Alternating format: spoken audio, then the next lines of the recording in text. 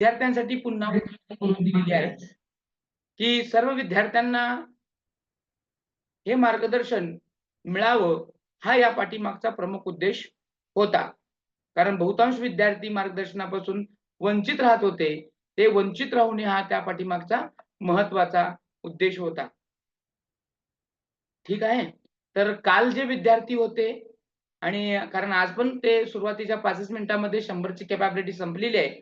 जे काल विद्यार्थी होते, जे काल विद्यार्थ्यांनी क्लास पण जॉइन केलेला आहे. अशा विद्यार्थ्यांनी थोडं नवीन विद्यार्थ्यांना संधी दिली तर खूप बरं होईल. ते विद्यार्थी लेफ्ट झाले तरी चालतील. जे काल होते, ज्यांनी काल पाहिलेलं आहे, अशा विद्यार्थ्यांनी नवीन विद्यार्थ्यांना संधी द्यावी, असं मला वाटतं. तर माझा आवाज सगळ्यांकडे नक्कीच पोहोचत आहे असं मला वाटत आहे. येतोय आवाज माझा पुन्हा एकदा सगळ्यांकडे? हो. हो सर, येतोय. हां. आणि दुसरी विनंती अशी आहे, की जे एक सलमा मकानदार आहे, यांनी आपला माईक आणि आपलं व्हिडिओ हे दोन्ही बंद करावे आणि अन्यथा असं न झाल्यास तुम्हाला रिमूव्ह करण्यात येईल. परत जे विद्यार्थी बिनकामाचा व्हिडिओ चालू करून घरातलं आम्हाला सगळं दाखवतील, अशांना या ठिकाणातून रिमूव्ह करण्यात येईल लक्षात घ्या.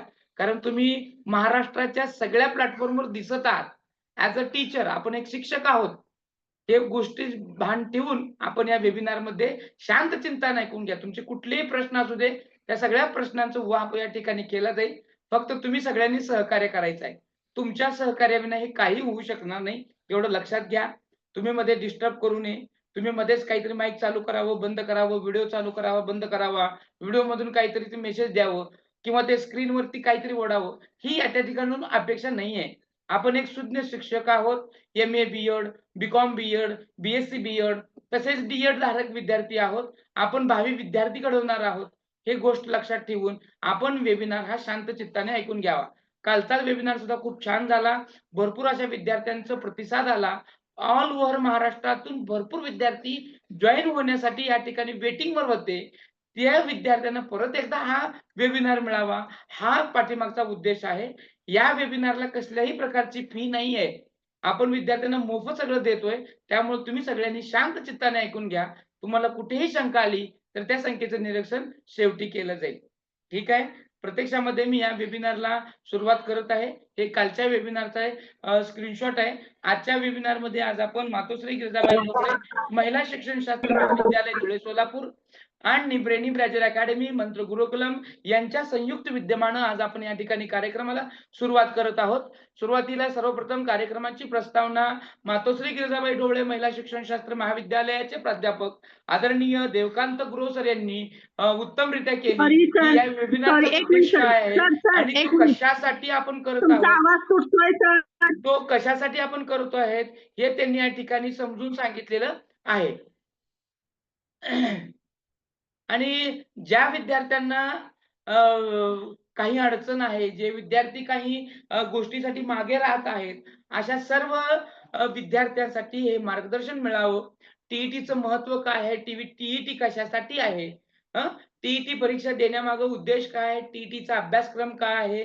टी-ई-टी 10 नोव्हेंबरला पेपर आहे. ह्या पेपरला सामोरे जाण्यासाठी आपल्याकडे काय कॅपॅबिलिटी पाहिजे? या सगळ्यांचा उहापोह आज आपण या सेमिनारच्या माध्यमातून करणार आहोत. अभ्यास करण्यासाठी कमी कालावधी असताना सुद्धा उत्तम पुस्तकं कोणती आहेत, कोणत्या पुस्तकांना रेफर करणं गरजेचं आहे. मग ती नेमकी पुस्तकं कोणती? केलंच नाही तुम्ही. ऑथेंटिक माहिती कशा प्रकारची असते? ऑथेंटिक काय माहिती कोणाला म्हणजे काय? म्हणायची? या सगळ्याच गोष्टीचा उहापोह आपण या ठिकाणी बघणार आहोत. ए टू झेड माहिती तुम्हाला या ठिकाणी मिळणार आहे. त्यासाठी सर्वांना ही संधी उपलब्ध करून दिल्याबद्दल मातोश्री गिरिजाबाई डोबळे महिला शिक्षणशास्त्र महाविद्यालयाचे प्राचार्य तथा सर्व प्राध्यापक वर्ग यांचा मी आभार मानतो आणि आजच्या ह्या सेमिनारला मी या ठिकाणी सुरुवात करत आहे. सर्वप्रथम ही जी काही मार्गदर्शन आहे, हे मार्गदर्शन आपण आदरणीय आमचे गुरुवर्य डॉक्टर हना जगताप सर यांच्या मार्गदर्शन कल्पनेतून विद्यार्थ्यांना माहिती व्हावी, हा उद्देश ठेवून आपण हे मोफत मार्गदर्शन करत आहोत. जे शैक्षणिक मानसशास्त्र या पुस्तकाचे लेखक आहेत, तसेच माजी प्राचार्य तथा शिक्षण तज्ञ महाराष्ट्रभर यांचं नाव गाजलेलं आहे. कोणतंही विद्यापीठ नाही ज्यामध्ये सरांचे लेक्चर होत नाहीत. सर सेट, नेट या सर्व लेव्हलच्या परीक्षांचं मार्गदर्शन सुद्धा सरांनी केलेलं आहे. असे मार्गदर्शक असणारे आपले डॉक्टर हना जगताप सर यांच्या मार्गदर्शन कल्पनेतून हे मोफत मार्गदर्शन आपण हे चालवत आहोत. तसेच आज आपण ज्या परीक्षेचे नाव या ठिकाणी घेत आहोत किंवा ज्या परीक्षेचा उहापोह करण्यासाठी आज आपण इथे जमलेलो आहोत, ते म्हणजे महाराष्ट्र राज्य परीक्षा परिषदेद्वारे घेण्यात येणारी महाराष्ट्र शिक्षण पात्रता परीक्षा 2000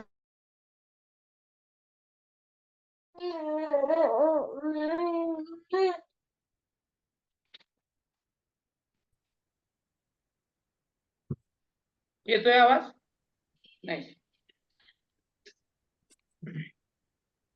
तर ही जी परीक्षा आहे, ही परीक्षा महाराष्ट्र राज्य परीक्षा परिषद पुणे यांच्याद्वारे घेण्यात येते. माझा आवाज येतोय ना? सर तुमचा आवाज व्यवस्थित येतोय, चालू करा. येस. महाराष्ट्र राज्य शिक्षण पात्रता परीक्षा ही पेपर जे आहे 10 नोव्हेंबरला घेतला जाणार आहे. या पेपरची तयारी आपल्याला करायची आहे. तर याच्यासाठी फॉर्म भरायला सुरुवात झालेली आहे 9 तारखेपासून. ऑनलाईन अर्ज व शुल्क भरण्याचा कालावधी जो आहे हा याच महिन्यातल्या 9 तारखेपासून आहे. तो ह्याच महिन्यातल्या 30 तारखेपर्यंत असणार आहे. ज्या विद्यार्थ्यांनी अद्यापही फॉर्म भरले नाही आहे, अशा विद्यार्थ्यांनी फॉर्म लवकरात लवकर भरून घ्यायचा आहे. या विद्यार्थ्यांना प्रवेश ऑनलाईन प्रिंट काढून घेण्यासाठी जी वेळ आहे तो 28 ऑक्टोबर ते 10 नोव्हेंबर पर्यंत त्यांना आपलं प्रवेश पत्र ऑनलाईन म्हणजे ज्याला आपण हॉल तिकीट म्हणतो ते काढून घेता येईल. तसेच या परीक्षेचा जो पेपर 1 आहे, ज्याला आपण 1ली ते 5वीचा पेपर म्हणतो किंवा इयत्ता 1लीचा पेपर म्हणतो, हा पेपर 10 तारखेला सकाळी 10:30 ते 1 असणार आहे.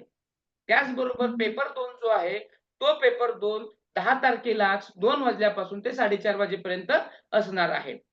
यामध्ये लक्षात घ्या, सीईटी आणि टीईटी हे 2 वेगळे भाग असून बहुतांश विद्यार्थी गोंधळलेले आहेत.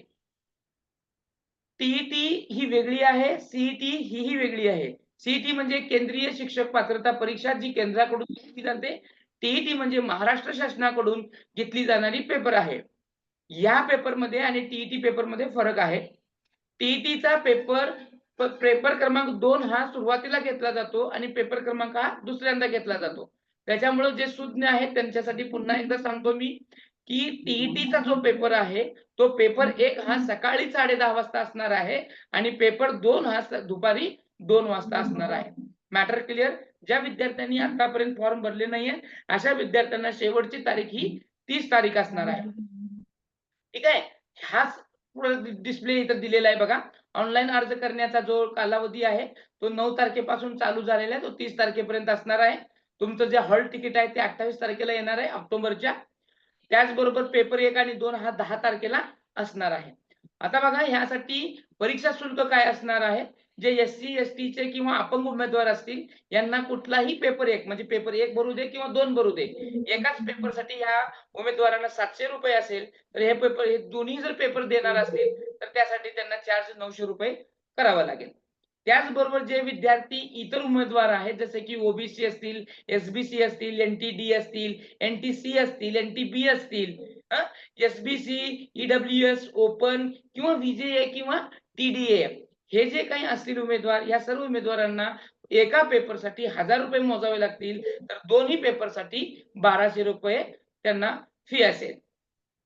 ह्या परीक्षेसाठी पास होण्यासाठी पात्रता गुण नेमकी काय असेल, की सर किती मार्क मिळाल्यावर मी पास होणार आहे? काही जणांना असं वाटतं, की सर कट ऑफ लागतो का ह्याला? तर ह्याला कट ऑफ वगैरे काही नाहीये. पात्रता गुण आहे. एलिजिबिलिटी मार्क्स लागतात त्याला. जर तुम्ही ओपनचे असाल, तर तुम्हाला 60% मिळवावे लागतील. 60% म्हणजे 90 मार्क. ओपनचा एसबीसी, ईडब्ल्यूएस, एनटीए हे जे असतील, ह्या विद्यार्थ्यांना 90 मार्क मिळाले, की ते हे पेपर पास असतील. जे विद्यार्थी अनुसूचित जाती, जमाती, भटक्या विमुक्त जाती, जमाती, विशेष मागास प्रवर्ग, इतर मागास प्रवर्ग किंवा अपंग असतील, या उमेदवारांना 55% मार्क उत्तीर्ण होण्यासाठी लागतील. मग 55% म्हणजे किती? तर महाराष्ट्र टीईटी साठी 83 म्हणजे 55%. यांनी 83 मार्क जरी मिळवले 150 पैकी, तरी हे उमेदवार पास असतील. या परीक्षेचं नेमकं स्वरूप काय असेल? ही परीक्षा जी आहे याचा प्रश्नपत्रिका नेमकी कशी असेल? याचा आराखडा कसा असेल? नेमकं काय असणार आहे? हे बहुतांश विद्यार्थ्यांना पडलेला प्रश्न होता आणि यांच्यासाठी हे पुन्हा एकदा आपण या ठिकाणी वेबिनारच्या माध्यमातून सांगत आहोत. जर विद्यार्थ्यांना प्रश्नपत्रिकेचा आराखडा किंवा स्वरूप समजलं तर ते विद्यार्थी लवकरात लवकर पेपर समजण्यास पात्र होतील आणि ते विद्यार्थी पासही होतील. जर तुम्हाला प्रश्नपत्रिकेचा आराखडा किंवा नेचर किंवा स्वरूप नाही समजलं तर तुम्ही नेमका अभ्यास कशाचा करणार? हा या ठिकाणी एक प्रश्न निर्माण होतो. ही जी परीक्षा आहे टीईटी ज्याला आपण महाराष्ट्र टीचर एलिजिबिलिटी टेस्ट म्हणतो, ही 2 स्तरावर घेतली जाते. आता स्तर म्हणजे काय? ज्याला आपण लेव्हल म्हणतो. आता 2 स्तर कुठले आहेत? एक आहे प्राथमिक स्तर आणि दुसरा आहे उच्च प्राथमिक स्तर. या 2 स्तरासाठी ही परीक्षा घेतली जाणार आहे. सद्यस्थितीला माध्यमिक आणि उच्च माध्यमिक या स्तराला कसल्याही प्रकारचं टीईटी नाहीये. परंतु एनईपी 2020 मध्ये सांगितलं गेलेलं आहे, की उच्च माध्यमिक आणि माध्यमिक जे आहे म्हणजे इयत्ता 9वी पासून 12वी पर्यंतच्या सर्व विद्यार्थ्यांना परत टीईटी लागू होणार आहे. आता या ठिकाणी प्रश्न आपल्याला फक्त इथपर्यंतच आहे. 1ली ते 8वीच्या विद्यार्थ्यांना जर तुम्हाला शिकवायचं असेल तर तुम्ही टीईटी पास असणं अनिवार्य आहे. Matter clear? आता ह्याच्यामध्ये 2 स्तर आहेत, 2 इयत्ता आहेत, 2 पेपर आहेत. हा पेपर कुठला आहे? त्याला प्राथमिक स्तर म्हणतो आपण प्रायमरी लेव्हल. ह्या प्रायमरी लेव्हलवर पेपर क्रमांक 1 आहे. जो इयत्ता 1ली ते 5वीच्या वर्गासाठी जे शिक्षक शिकवू शकतात किंवा ज्यांना असं वाटतं की त्या वर्गाला अध्यापन करायचं आहे, अशा विद्यार्थ्यांसाठी पेपर 1 देणं अनिवार्य आहे, की ज्याच्यासाठी पात्रता काय लागेल? तो विद्यार्थी किमान डी पास असणं गरजेचं आहे. Okay, matter clear?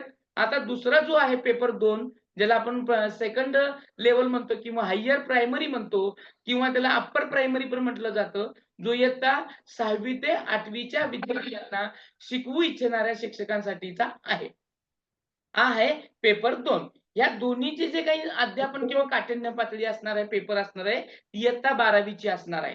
म्हणजे याच्यातले प्रश्न इयत्ता 12वीच्या विद्यार्थ्यांची काठिण्य पातळी लक्षात ठेवून त्यांना हे प्रश्न या ठिकाणी विचारले जाणार आहे. ठीक आहे? आता आपल्याला बघायचं आहे, की याच्यामध्ये नेमका अभ्यासक्रम काय असेल? ज्या विद्यार्थ्यांना जे विद्यार्थी नवीन आहेत किंवा ज्यांना माहित नाही आहे, अशांनाच काही स्क्रीनशॉट वगैरे व्यवस्थितरित्या काढून घ्यायचा असेल, तर ते विद्यार्थी याचा स्क्रीनशॉट काढून घेऊ शकतात. आता बघा याचा नेमका सिलेबस काय असेल? आता याचा सिलेबस आहे. आता इंटरनेटवरती म्हणा किंवा YouTubeवरती एक हल्ली असा ट्रेंड आलेला आहे किंवा असा एक ट्रेंड आलेला आहे, की टीईटी आणि सीईटीचा अभ्यास आपण एकत्र करू शकतो. एकत्रच फॉर्म भरू. त्याचा सिलेबस सेम असतो. ते सोपं असतं, असं असतं, तसं असतं. हे डोक्यातून काढून टाका. टीईटीचा सिलेबस वेगळा आहे. सीटीईटीचा सिलेबस वेगळा आहे. तो हिंदीतून असतो, हा मराठीतून आहे. प्लस दोघांचा सिलेबस भरपूर असा डिफरन्स आहे. त्याच्यामध्ये तुम्हाला कोण म्हणत असेल, की एकाच ह्याच्यामध्ये 2 होईल, अमुक होईल, तमुक होईल. तसं काही होऊ शकत नाही. दोघांचा सिलेबस वेगळा असल्या कारणामुळं तुम्हाला बहुतांश त्याच्यामध्ये कार्य करता येणार नाही. त्याच्यामुळं हा जो आहे टीईटीचा कुठल्याही एका पेपरवर फोकस करा.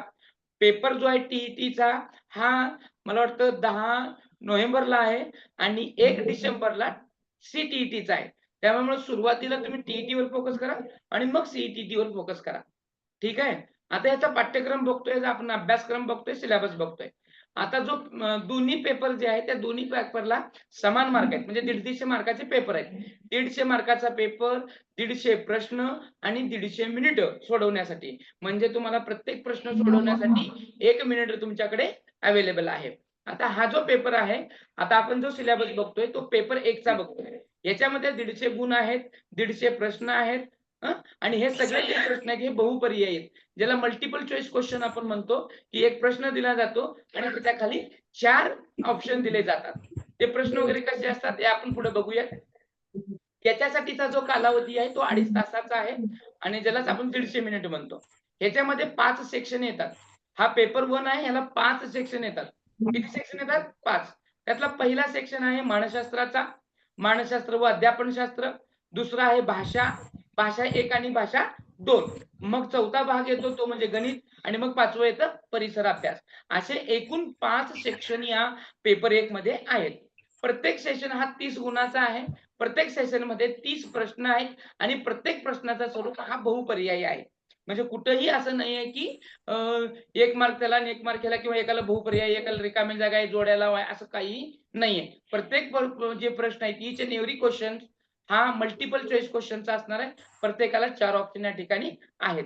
असा हा 150 मार्काचा पेपर, 150 प्रश्न 150 मिनिटामध्ये सोडवायचा आहे. म्हणजे जवळ-जवळ तुम्हाला 1 मिनिटामध्ये एक प्रश्न त्या ठिकाणी सॉल्व्ह करायचा आहे.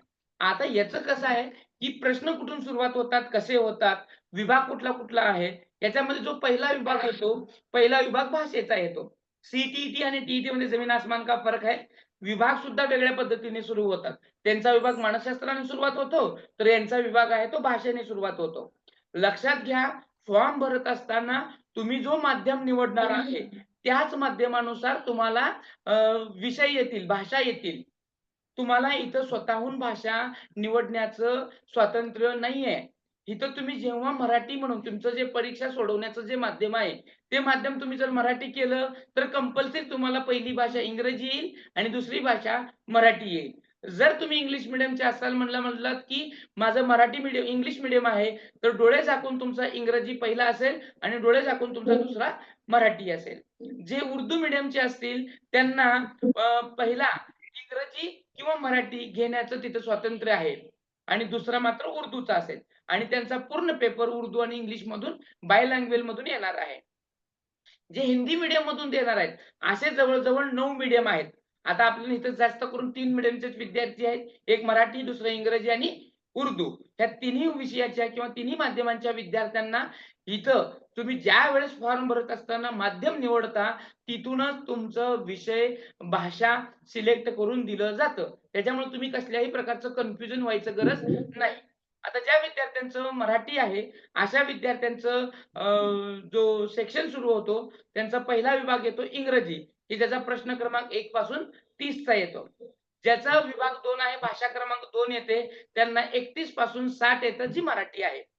बालमानसशास्त्र आणि अध्यापनशास्त्र प्रश्न क्रमांक 61 ते 90 चालू होतं. याचं तुम्हाला मराठीमध्ये आणि इंग्लिशमध्ये प्रश्न पाहायला मिळतात. त्यानंतर चौथा विभाग येतो गणिताचा, ज्याचा प्रश्न क्रमांक चालू होतो 91 ते 120. तेही प्रश्न तुम्हाला मराठी आणि इंग्रजीमध्ये पाहायला मिळते. विभाग क्रमांक 5 येतो जो परिसर अभ्यास आहे, त्याच्यासाठी 30 गुण आहेत. तो चालू होतो 121 ते 150. याचेही प्रश्न मराठी आणि इंग्रजीमध्ये अवेलेबल असते. तसंच इंग्रजीवाल्यांचे इंग्रजीमध्ये आणि उर्दूवाल्यांचे उर्दूमध्ये, उर्दू आणि इंग्लिशमध्ये प्रश्न येतील. आता हे बघा, की जी भाषा आपण 1 आणि 2 निवडतोय, मग त्याच्यासाठी कुठली भाषा नेमकी येतात? जे मी सांगितलं तुम्हाला, जी मराठी भाषा तुम्ही निवडाल, त्या विद्यार्थ्यांसाठी मराठी माध्यमांच्या पहिली भाषा मराठी असेल, दुसरी इंग्रजी असेल. इंग्रजी माध्यमांसाठी पहिली इंग्रजी असेल, दुसरी मराठी असेल. उर्दू मीडियमवाल्यांसाठी पहिली उर्दू असेल, दुसरी मराठी किंवा इंग्रजी असेल. अशा पद्धतीने या ठिकाणी बाकी सुद्धा लँग्वेजचं येणार आहे. आणि हे येत असताना की तुम्हाला असं वाटलं, की ह्यांचा अभ्यासक्रम जो आहे, आता हे प्रत्येक विषय वाईज घेतोय मी, की ह्याच्यात किती मार्क आहेत टोटली 30 मार्क आहेत. किती मार्क आहेत? 30 मार्काचा आहे. हा मराठी 30 मार्काचा आहे आणि इंग्रजी पण 30 मार्काचा आहे. यांच्यासाठीचा जो सिलेबस असणार आहे, तो 1ली ते 5वीच्या जे पुस्तक आहे पाठ्यपुस्तकं, त्या पाठ्यपुस्तकातलंच असणार आहे. आता जे लँग्वेज आहे मराठी म्हणा, या मराठी टोटली 30 मार्काचा आहे, बरोबर? या 30 मार्कामध्ये 2 विभाग पडतात. 15-15 चे म्हणजे 15 मार्काचा पॅसेज येतो आणि 15 मार्काचा पूर्णपणे ग्रामर येतो. आणि त्याच्यातच पण अध्यापनशास्त्राचे पण प्रश्न येतात. आता ह्याच्यामध्ये 2 जे हे येतात पॅसेज त्याच्यामध्ये एक येतो गद्य आणि दुसरा येतो पद्य. याच्यामध्ये 2 ते 3 प्रश्न त्या उतार्यावरच असतात आणि बाकीचे 2-3 प्रश्न आहेत त्या उतार्यावरीलच ग्रामरवर असतात. आणि नंतरनं जे सेक्शन चालू होतं प्युअर ग्रामरचा चालू होतो आणि त्याच्यातच परत विद्यार्थी शिक्षक, मराठीचा शिक्षक किंवा इंग्रजीचा शिक्षक, त्याच्या अध्यापनाच्या पद्धती, तो विषय कसा शिकवायला पाहिजे, त्याचं मूल्यमापन कसं करायला पाहिजे, याच्या संदर्भामध्ये प्रश्न त्या ठिकाणी विचारले जातात. तर त्याच्यासाठी आपल्याला ह्या सगळ्या गोष्टी माहीत असणं गरजेचं आहे. जर तुम्हाला ह्या गोष्टीची तयारी करायची असेल, उत्तमरित्या अभ्यास करण्यासाठी जर तयारी करायची असेल, तर तुम्हाला मी पुस्तक सुद्धा रेफर इथं करू शकणार आहे. तर तुम्हाला नेमकं कुठल्या पुस्तकाचं वाचावं लागेल? तर याच्यासाठी तुम्हाला ना इंग्रजीच्या पुस्तकासाठी बाळासाहेब शिंदे यांच्या व्याकरणाचं पुस्तक आहे. त्याचबरोबर पाल आणि सुरी यांचं किंवा रेन एंड मॉर्टिनचं हे पुस्तक तुम्ही वापरू शकता. बाळासाहेब शिंदे यांच्या इंग्रजीच्या व्याकरणाच्या पुस्तकामध्ये इंग्रजीचे जे व्याकरण आहे सुटसुटीत दिलेलं आहे. एकदम समजावं असं आहे. पाल आणि सुरीमध्ये डिटेल पद्धतीने दिलेलं आहे. रेन एंड मॉर्टिनमध्ये सोडवायला उदाहरणं भरपूर आहेत. अशा पद्धतीचे तिन्ही पुस्तक या ठिकाणी मी रेफर केलेलं आहे. त्याचप्रमाणे जर तुमचं उतारा किंवा इतर ग्रामर पक्क करायचं असेल, तर इयत्ता 5वी आणि इयत्ता 8वी स्कॉलरशिपचं पुस्तक रेफर करायचं. जे महाराष्ट्र राज्य परीक्षा परिषदेतच आहे. तर त्याच्यामधलं ग्रामर, त्याच्यामधलं जे पॅसेज आहेत, हे जर तुम्ही रेफर केले, रोज 2-2, 3-3 पॅसेज जर तुम्ही सोडवले, तर तुम्हाला नक्कीच या ठिकाणी यश मिळणार आहे, हे लक्षात घ्या. जेवढा सराव तुमचा चांगला असणार आहे, तेवढं तुमचं यश या ठिकाणी मिळणार आहे. मराठीसाठी जर बघितलं गेलं तर मुळा वाळंबे सरांचं पुस्तक ग्रामरचं खूप छान आहे. त्याचबरोबर बाळासाहेब शिंदे यांचं मराठीमधलं पण ग्रामर पुस्तक आहे, जे तुम्ही रेफर करू शकता. आता सर नेमकं व्याकरणाचं पुस्तक जर बघितलं तर खूप मोठं आहे, खूप बिगेस्ट आहे. या व्याकरणाच्या पुस्तकामध्ये इतकी इत्थंभूत माहिती आहे की मग ती कमी दिवसामध्ये मी कसं करू सर, काय करू? एवढं मोठं व्हास्ट सिलेबस आहे. असं जर वाटत असेल तर लक्षात घ्या, तुम्हाला ओल्ड क्वेश्चन पेपर रेफर करण्याची गरज आहे. ओल्ड क्वेश्चन पेपर जे आहेत, जे आतापर्यंत झालेले पेपर आहेत, ते रेफर करा. मराठीचं पहिले सेक्शन घ्या. त्याच्यामध्ये नेमकं ग्रामर कुठला विचारला गेलेला आहे आणि तोच सेक्शन विचारला. असं काय नाही की बाबा यावेळेस नामावर विचारले, पुढच्या वेळेस अमुकवर विचारले असं नाहीये.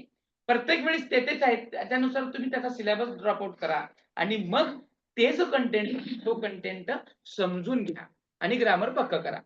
आणि लक्षात घ्या, जी गोष्ट एका दिवसात सुधारणार नाहीये, ती म्हणजे आतापर्यंत तुम्हाला ती आता कुणाचं मराठी ग्रामर माझं पक्कच नाहीये सर, मी कसं करू? माझं खूप कच्चं आहे.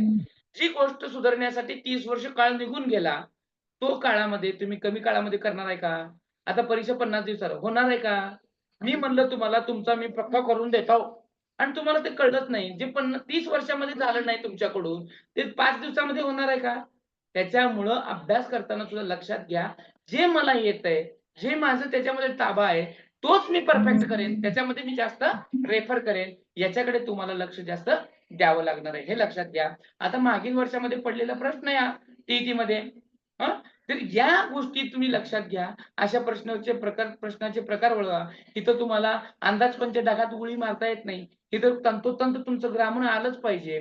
मग सोपं आहे. याच्यामध्ये एकवचनी, बहुवचनी, लिंग, काळ त्याच्यानंतरनं नाम, त्याच्यानंतर समास अशावरचे प्रश्न येतात. त्याच्यामुळं तो जे महत्त्वाचा भाग आहे, तो तुम्हाला पक्का करावा लागणार आहे. आणि ते पक्क होण्यासाठी होतं काय बहुतांश क्लासेसमध्ये किंवा इतरत्र तुम्हाला होल ऑफ ग्रामर शिकवला जातो. आणि होल ग्रामर शिकायची गरज नाही. लक्षात घ्या, आपल्याला गाढवी काम करायचं नाहीये.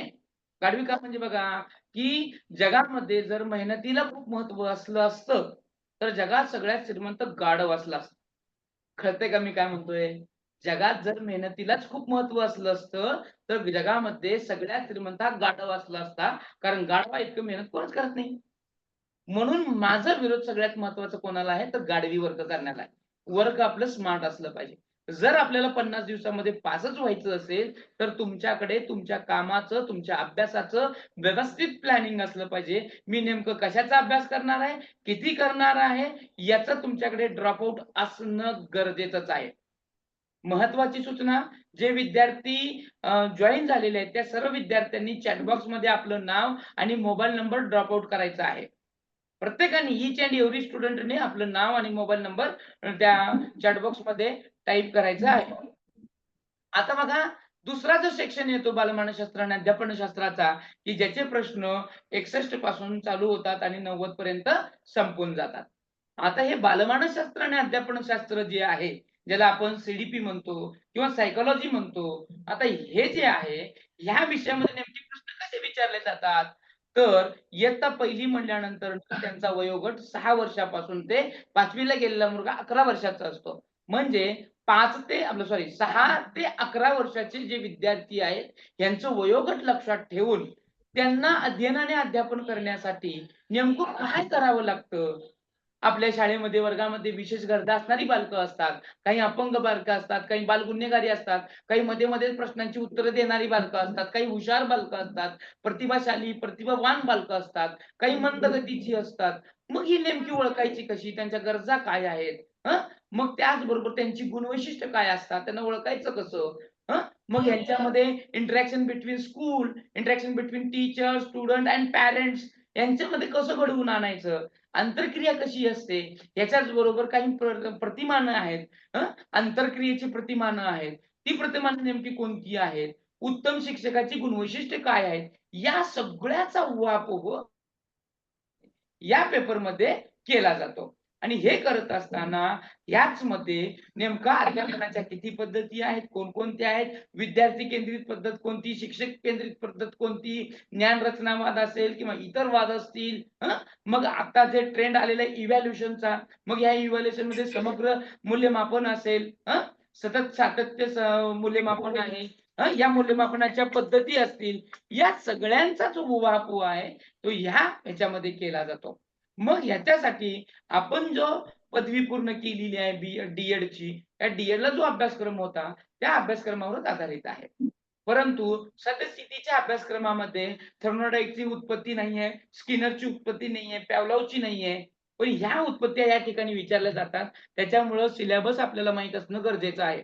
जर तुम्ही बाजारात गेलात आणि कुठलं तरी एखादं रेडीमेड पुस्तक आणलं, ते पुस्तक वाचलात आणि तुम्ही पेपर दिलं, तर तुम्ही पास होण्यासारखं नाहीये, लक्षात घ्या. कारण इथे जे विचारले जाणारे प्रश्न आहेत त्यांचा जो कंटेंट आहे हा कंटेंट फिक्स आहे. त्याच्यावर ते विचारले जातात. त्याच्यामुळं आपल्याला ह्याच्यामध्ये नेमकं काय विचारलं जातंय, ह्याच्यामध्ये नेमकं कुठल्या घटकाला फोकस केलं जातंय हे माहीत असणं गरजेचं आहे. बहुतांश लोक हे सुद्धा सांगतात, की सर टीईटी पेक्षा सीटीटी खूप सोपी आहे. त्याला कारणच तसं आहे, सीटीईटीला सिलेबस आहे. तसं याचा सिलेबस डिस्प्लेच केला नाही. इथं असं सांगितलंय, की डीएडला असणारे जे काही विषय आहे त्याच अभ्यासक्रमावर विचारलं जाईल. मात्र शैक्षणिक मानसशास्त्र सगळ्याच विद्यापीठाचं वेगळं आहे आणि परत ह्याच्यामध्ये काय होतं, की जे उत्पत्ती आहेत ज्याला आपण थेरीज म्हणतो, ह्या थेरीज आता सध्याच्या अध्यापनाच्या पद्धतीमध्ये नाहीये आणि इथे विचारल्या जातात. त्याच्यामुळे आपल्याला नेमकं काय आहे आणि काय नाहीये हे पहिलं बघावं लागेल आणि सिलेबस आपलं पक्क करून घ्यावं लागेल. सॉरी. तर याच्यावर गेल्या वर्षी कशा पद्धतीने प्रश्न येतात किंवा आतापर्यंत कसे प्रश्न आले ह्याचा एक डेमो या ठिकाणी दिलेला आहे. या प्रश्नाचं उत्तर तुम्हाला माहितच असणार आहे, वाचल्यावर तुम्हाला कळेलच. ज्या विद्यार्थ्यांचा अभ्यास आणि अभ्यासक्रमावर ताबा असतो, वाढ आणि विकास हा खूप महत्वाचा भाग आहे याच्यामध्ये आणि वाढ आणि विकासावरच असे फिरवून प्रश्न विचारले जातात, की आपल्याला चारही प्रश्न किंवा चारही ऑप्शन सारखेच वाटतात. मग चारही ऑप्शन सारखे वाटत असताना त्यातला एक कुठला तरी चुकीचा असणार आहे. इथं कधी-कधी ट्रिक लागू होते. या ठिकाणी अभ्यास नसला तरी तो प्रश्न बघता क्षणी तुम्हाला कळला पाहिजे. तो पॉझिटिव्ह क्वेशन आहे की निगेटिव्ह क्वेशन आहे. मग पॉझिटिव्ह काय असतो, निगेटिव्ह काय असतं हेही आपल्याला माहीत असणं गरजेचं आहे. ज्यावेळेस पॉझिटिव्ह क्वेशन असतो तर मग खालील ऑप्शनमध्ये किती निगेटिव्ह असतात आणि किती पॉझिटिव्ह असतात. मग नेमकी ट्रिक कुठली वापरायची, डोकं कसं चालवायचं, या सगळ्या गोष्टींचं उहापोह आपल्याला माहीत असणं गरजेचं आहे. येतंय का लक्षात मी काय म्हणतोय? येतंय का? प्रश्न बघता क्षणी उत्तर निघता आलं पाहिजे. कधी-कधी काय होतं, प्रश्न वाचतो खरा, पण प्रश्न कळत नाही. त्यामुळे 2-3 वेळा वाचतो, 2-3 वेळा प्रश्न वाचतो, 2-3 वेळा ऑप्शन वाचतो. ह्याच्यामध्येच आपलं 2, 3, 4, 5 मिनिटं निघून जातात आणि असा गोळ होऊन बसतो, की नेमकं आपल्याला हा कळतच नाहीये. मग अवघड जातं. मग वाढता अभ्यास केला तर बरं झालं असतं किंवा हा पेपरच अवघड आलाय ना, असंच झालंय आणि तसंच झालंय. मग डोकं चालतं आपलं. परंतु असं काही नाहीये. तर प्रश्न वाचण्याची एक पद्धत असते. प्रश्न समजून घेण्याची एक पद्धत असते. प्रश्न तो कळलाच पाहिजे. अशा पद्धतीने आपल्याला अभ्यास करता येणं खूप गरजेचं आहे. नुसतंच उठलो अन् पेपर वाचले, पुस्तकं वाचलं अन् अभ्यास केलं होत नाही. ह्याच्यासाठी सराव चांगला लागतो. त्याच्यासाठी आठवड्याला आपल्याला पेपर 150-150 मार्काचे द्यावे लागतात. रोज डेली डोसमध्ये तुम्हाला प्रश्न सोडवावे लागतात. असं जर तुमचं काही तयारी असेल, जर तुम्ही किमान 2 तास तरी परफेक्ट अभ्यास करत असाल, तर नक्कीच तुम्ही 50 दिवसामध्ये हे संपादन करू शकाल. पण ते करत असताना तुम्हाला तुमचा नियोजन खूप महत्वाचं आहे. या बालमानसशास्त्रासाठी संदर्भ पुस्तक या ठिकाणी देण्यात आलेलं आहे. हे मानसशास्त्राचे आपल्याकडे जे काही डी-एडची, बी-एडची पुस्तकं आहेत, जी मूलभूत संकल्पनेवर आहे, की ज्याच्यामध्ये अभिरुची, त्याच्याच बरोबर अवधान, अभिवृत्ती, ह्या गोष्टी आहेत. त्याच्यामध्ये व्यक्तिभेद, व्यक्तिमापन, व्यक्तिमापनाच्या कसोट्या, त्याचबरोबर अध्ययन, अध्यापनाच्या कसोट्या आहेत, प्रतिमानव आहेत. ही सगळी जी आहेत ज्या पुस्तकामध्ये बेसिक येतात त्याचा येथे त्यांनी उहापोह केलेला आहे. आणि ह्या परीक्षेसाठी तंतोतंत लागू होणारं किंवा हे सगळे घटक ज्या पुस्तकामध्ये आहेत, असं पुस्तक म्हणजे शैक्षणिक मानसशास्त्र, जे आमचे गुरुवर्य डॉक्टर ह.ना. जगताप सर यांचं आहे, की ज्याच्यामध्ये डिटेलमध्ये ह्या सगळ्या उत्पत्त्या, थेऱ्या, जे टीईटी मध्ये येतं त्या सगळ्याच कंटेंट ह्या शैक्षणिक मानसशास्त्र या पुस्तकामध्ये व्यवस्थितरित्या दिलेलं आहे, की जे तुम्ही एकदा वाचलं तर तुमच्या स्मरणात राहील आणि तुम्ही त्याचं उत्तर नक्कीच चुकणार नाही. अशा पद्धतीचं हे शैक्षणिक मानसशास्त्र पुस्तक आहे. त्याचबरोबर तुम्ही अरिहंत प्रकाशनाचं चाइल्ड डेव्हलपमेंट आणि पॅडॉलॉजीचं पुस्तक घेऊ शकता. परंतु त्याच्यामधले आणि इथले थोडे कंटेंट थोडे वेगळे आहेत. तो फक्त तुम्हाला बघून त्याचा अभ्यास किंवा सराव करावा लागेल. आता जो तिसरा भाग ह्याच्यामधलाच येतो, जो चौथा विभाग आहे गणिताचा पेपर 1 मधला. ह्याच्यामधले कंपल्सरी ते मूलभूत संबोधावर अवलंबून असतात. तार्किकता, समस्या निराकरण, की ज्याच्यामध्ये लसावी असेल, मसावी असेल, शेकडेवारी असेल, काळ, अंतर, काम, वेग ह्या सगळ्या गोष्टी असतील. याचा उहापोह ह्याच्यात केला जातो. त्याचबरोबर अध्यापन शास्त्रावर सुद्धा प्रश्न याच्यामध्ये विचारले जातात, की तुम्ही एक गणिताचे शिक्षक आहेत, तुम्ही मूल्यमापन कसं करणार किंवा तुमच्या वर्गामध्ये अमुक पद्धतीचा एक विद्यार्थी आहे, तुम्ही त्याला हँडल कसं करणार? अशा पद्धतीचे प्रश्न असतात ते तुम्हाला त्या ठिकाणी विद्यार्थ्यांना ते सोडवावे लागतात. तुम्ही त्या विद्यार्थ्यांना कशा पद्धतीनं मार्गदर्शन कराल याचा त्या ठिकाणी उहापोह केला जातो. याच्यासाठी नेमकं काय असेल तर इयत्ता 1ली ते 5वी ची जी काही प्रचलित सद्यस्थितीमध्ये असणारी पुस्तक आहेत गणितीची त्याच्यावरच असणार आहे. मग काय करायचं माहितीये का? सद्यस्थिती इयत्ता 1ली ते 5वी मध्ये नेमकं कोणतं कंटेंट आहे? लसावी आहे का? मसावी आहे का? शेकडेवारी आहे का? हे सगळं कोणकोणतं घटक आहेत ते एका वहीवर लिहून काढा आणि त्याच्या संदर्भामध्ये तुम्ही एक चांगल्या पुस्तकात बघा. चांगलं पुस्तक म्हणजे पंढरीनाथ राणे यांचं जे संपूर्ण अंकगणित नावाचं आहे. ह्या पुस्तकामध्ये तुम्हाला ते पुस्तकामधले तुम्ही कंटेंट शोधून काढा आणि हे करा. कारण गणित खूप वास्ट आहे. गणित खूप मोठं आहे आणि त्या गणिताच्या पाठीमागे धावलो तर अवघड होऊन बसेल. म्हणून 1ली ते 5वी किंवा ओल्ड क्वेशन पेपर रेफर करा. त्याच्यामध्ये कुठल्या घटकावर जास्त फोकस केलंय किंवा कुठल्या घटकाला इन्व्हॉल्व केलंय ते लिहून काढा आणि तेच घटक पंढरनाथ नाणे यांच्या त्या पुस्तकातून बघा. तेच गणित म्हणजे समजा लसाई मसावी असेल तर त्याचे 10-12 प्रकार आहेत. आपल्या पुस्तकामध्ये जनरली आपल्याला 1 ते 2च प्रकार माहीत आहेत. विभाज्यतेच्या कसोट्या असतील किंवा एखादं गणित दिलेलं असतं. याला 11ने भाग निषेध जातो का म्हणून विचारलं जातं. आपण काय ते 11ने निषेध भाग जाणार काय बघतच बसायचंय का? तर नाही. त्या अंकाला, त्या आकड्याला जर आपण एका क्षणात बघितलं, निरीक्षण केलं, त्याचे नियम आहेत. ते नियम जर त्याला लावले, तर त्याला 11ने निषेध भाग जातो का नाही हे फक्त 30 सेकंदात कळतं. परंतु आपल्याला त्या पद्धती, त्या ट्रिक्स माहीत नसतात. त्याच्यामुळं आपल्याला 5 ते 10 मिनिटं तिथं वेळ जातो आणि उत्तर बी बरोबर निघत नाही. चुकीचंच निघतंय. ह्याच्यामुळं आपल्याला ट्रिका माहीत असणं खूप गरजेचं आहे. अशी परीक्षा जेव्हा आपण देतो, वो ट्रिक पे ही चलती है आणि ते ट्रिक जर तुम्हाला माहीत झालं, तर तुम्ही नक्कीच यशस्वी होणार आहे. त्यात काही शंका असणार नाही. हे मागच्या वेळेस विचारलेला प्रश्न आहे. हा प्रश्न तर ह्याला पेनची गरज लागत नाही. जाग्यावर उत्तर निघतं. ह्याच्यासाठी माहीत असणं खूप गरजेचं आहे. इसको ज्यादा कुछ नहीं लगता ह्याच्यामध्ये आकडेवारी, बेरीज वजाबाकी, भागाकार, गुणाकार जी बेसिक क्रिया आहे ती जर झाली, की ऑटोमॅटिकली उत्तर निघतं विथिन 30 सेकंद. फक्त 30 सेकंदामध्ये. याला जास्त वेळ लागत नाही आणि त्याला सराव लागतो, बाकी काही नाही. त्याच्यासाठी चांगली पुस्तकं, चांगला मार्गदर्शक, चांगला शिकवणारा लागतो आणि एकदा का त्याच्यातली ट्रिक कळली, उत्तर ऑटोमॅटिकली निघून जातं. यात विज्ञानाचा पण समावेश होतो. विज्ञानावरचे अशा प्रकारचे प्रश्न येतात आणि अशा प्रकारचे प्रश्नांसाठी मागच्या प्रश्नपत्रिकेमध्ये आलेच होते. आता आपल्याला ई बघायचा त्याला आपण परिसर अभ्यास म्हणतो, ज्याला एन्व्हायर्नमेंट म्हणलं जातं आणि हा जो एन्व्हायर्नमेंट आहे किंवा हा जो परिसर अभ्यास आहे, या परिसर अभ्यासामध्ये इयत्ता 1ली ते 5वीच्या परिसर अभ्यासामध्ये इतिहास, नागरिकशास्त्र, भूगोल, सामान्य विज्ञान, पर्यावरण यांचा त्याच्यामध्ये समावेश केलेला आहे. त्याच्यामुळे इयत्ता 1ली ते 5वीचा जो अभ्यासक्रम आहे, त्याच अभ्यासक्रमावर आधारित जी पुस्तकं आहेत, त्याच पुस्तकाचा आपल्याला रेफर करून ही पुस्तकं वाचायची आहेत.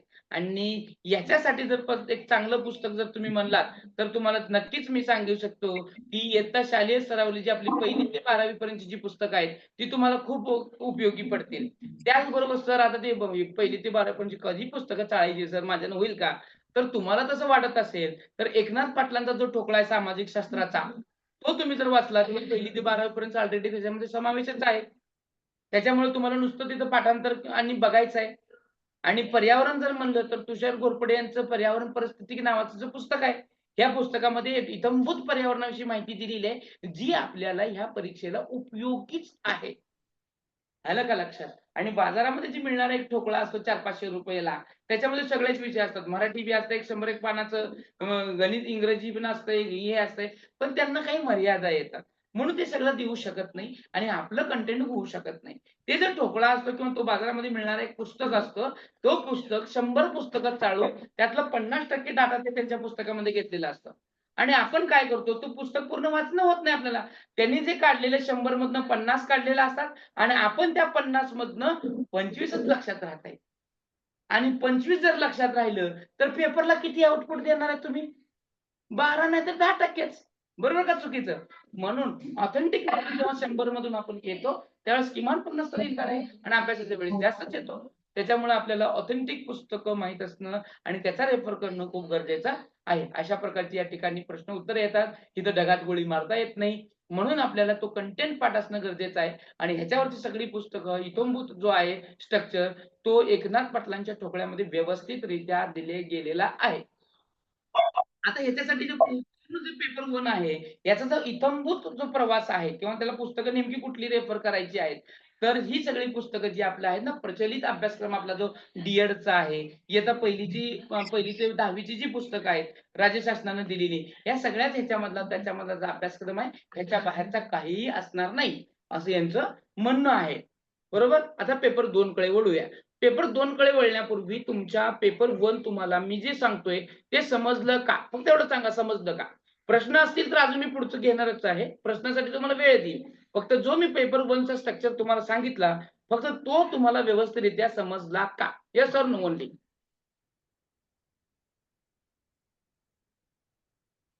हो तर म्हणा. चॅट हो बॉक्स सर, मध्ये लिहा. समजलं. हो सर, समजलंय. आता आपण वळूयात पेपर 2 जो स्तर आहे उच्च प्राथमिक साठीचा. पेपर 2 आहे आणि स्तर आहे उच्च प्राथमिक साठीचा आणि ह्या उच्च प्राथमिकच्या स्तरासाठी आपण जात असताना हाही पेपर एकूण 150 मार्काचा आहे. कालावधी याच्यासाठी 2.5 तास म्हणजे परत 150 मिनिटं आहेत. सेम स्ट्रक्चर आहे. पण थोडा बदल कुठे होते बघा. अध्यापनशास्त्र किंवा मानसशास्त्र जे आहे ते 30 गुण आहेत. 30 प्रश्नासाठी आहे, बहुपर्यायी आहे. भाषा 1 आणि भाषा 2 म्हणजे मराठी आणि इंग्रजी हे 30-30 मार्कासाठी असतील. 30 प्रश्न संख्या असेल आणि तेही बहुपर्यायी असते. मात्र इथं 4था सेक्शन जो येतो तो बदलतो. पेपर 1 मध्ये एकूण 5 सेक्शन आहेत. किती सेक्शन आहेत पेपर 1 मध्ये? 5. तर पेपर 2 मध्ये एकूण 4 सेक्शन आहेत. किती? 4. ज्या विद्यार्थ्यांचं BA झालेलं आहे, ते विद्यार्थी सामाजिक शास्त्र किंवा सोशल स्टडी ज्याला आपण म्हणतो ते देतात. त्यांना एकूण 60 मार्काचा आहे. जे विद्यार्थी MSc, BSc आहेत, त्या विद्यार्थी गणित आणि विज्ञान देतील. त्याच्यासाठी त्यांना 60 मार्काचं आहेत. 60 प्रश्न आहेत. तेही बहुपर्यायी असणार आहेत. गणित आणि विज्ञान ह्याच्यामध्ये थोडं डिटेलमध्ये असेल इथं पेपर 2 असल्या कारणामुळं. पेपर 2 मध्ये डिटेल असताना या ठिकाणी कंटेंट सुद्धा जास्त असतं. सामाजिक शास्त्रामध्ये इतिहास, भूगोल, नागरिकशास्त्र हे 20-20 मार्काला येतील आणि त्याच्यानुसार हा भाग पूर्ण बनतो. सर सॉरी, एकूण 150 प्रश्न, आवाज 150 अटकतोय सर. मार्काचे प्रश्न आहेत. कासार सर माझा आवाज येतोय का तुमच्यापर्यंत? आवाज अटकतोय सर. कासार सर आवाज क्लिअर येतोय का? आवाज अटकतोय सर तुमचा.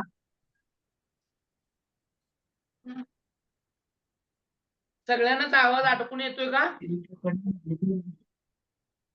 नाही सर अजून. तुम्ही थोडं रेंज मध्ये उभा राहा मॅडम. सर मी सुरुवातीपासून ज्या लोकेशन मध्ये आहे त्याच ह्याच्यात आहे, पण तुमचाच आवाज क्लिअर नाहीये. सगळ्यांनाच माझा आवाज क्लिअर येत नाही का? नाही सर, येतोय होय सर सर. आम्हाला. सगळ्यांना येतोय पण क्लिअर? मला ते आत्ताच आवाज अटकतोय सर. नेटवर्क चेक करा नेटवर्क. ओके, चला नेक्स्ट. म्हणजे आवाज येतोय सगळ्यांना. चला पुढे. आता बघा आपण पेपर 2 मधला त्यातला सेक्शन वाईज चेक करा. बघतोय. सेक्शन वाईज बघत असताना परत इथं माध्यम आहे सेम. आता इथं मी जास्त वेळ घेणार नाही. ऑलरेडी आपण पेपर 1 मध्ये डिटेल मध्ये बघितलं आहे. ज्यांचं मराठी माध्यम असेल त्यांना पहिलं पेपर इंग्रजी, त्याच्यामध्ये पहिली सेक्शन इंग्रजी, दुसरा सेक्शन मराठी आणि मग बालमानसशास्त्र, गणित, विज्ञान येणार आहे. ज्याचं BSc असेल त्यांना हे 60 मार्क सोडवावे लागतील. आता यांचा प्रश्न क्रमांक कसा आहे? सेमच असणार आहे. इंग्रजीचा 1 ते 30 असणार आहे. मराठीचा 31 ते 60 असणार आहे. बालमानसशास्त्राचा 61 ते 90 असणार आहे. मात्र आता गणित आणि विज्ञान जे आहे त्यांना 91 ते 150 येणार आहे. जे BSc असतील त्यांनाच हा सेक्शन येईल आणि जे BA असतील त्यांना 91 ते 50 येणार आहे. इथं मी तुम्हाला एक गोष्ट सांगतो, लक्षात घ्या. आपण ऐन वेळेस किंवा पेपरच्या वेळेस कन्फ्युज होणारं सेक्शन म्हणजे हा विभाग 4. कारण पेपर मध्ये येताना त्यांना तुम्ही कुठल्या ह्याच्या आहेत त्यांना माहित नसतं, त्यामुळं ते 91 ते 150 आणि 91 ते 150 असे 2 विभाग देतात आणि वर लिहितात गणित, विज्ञान.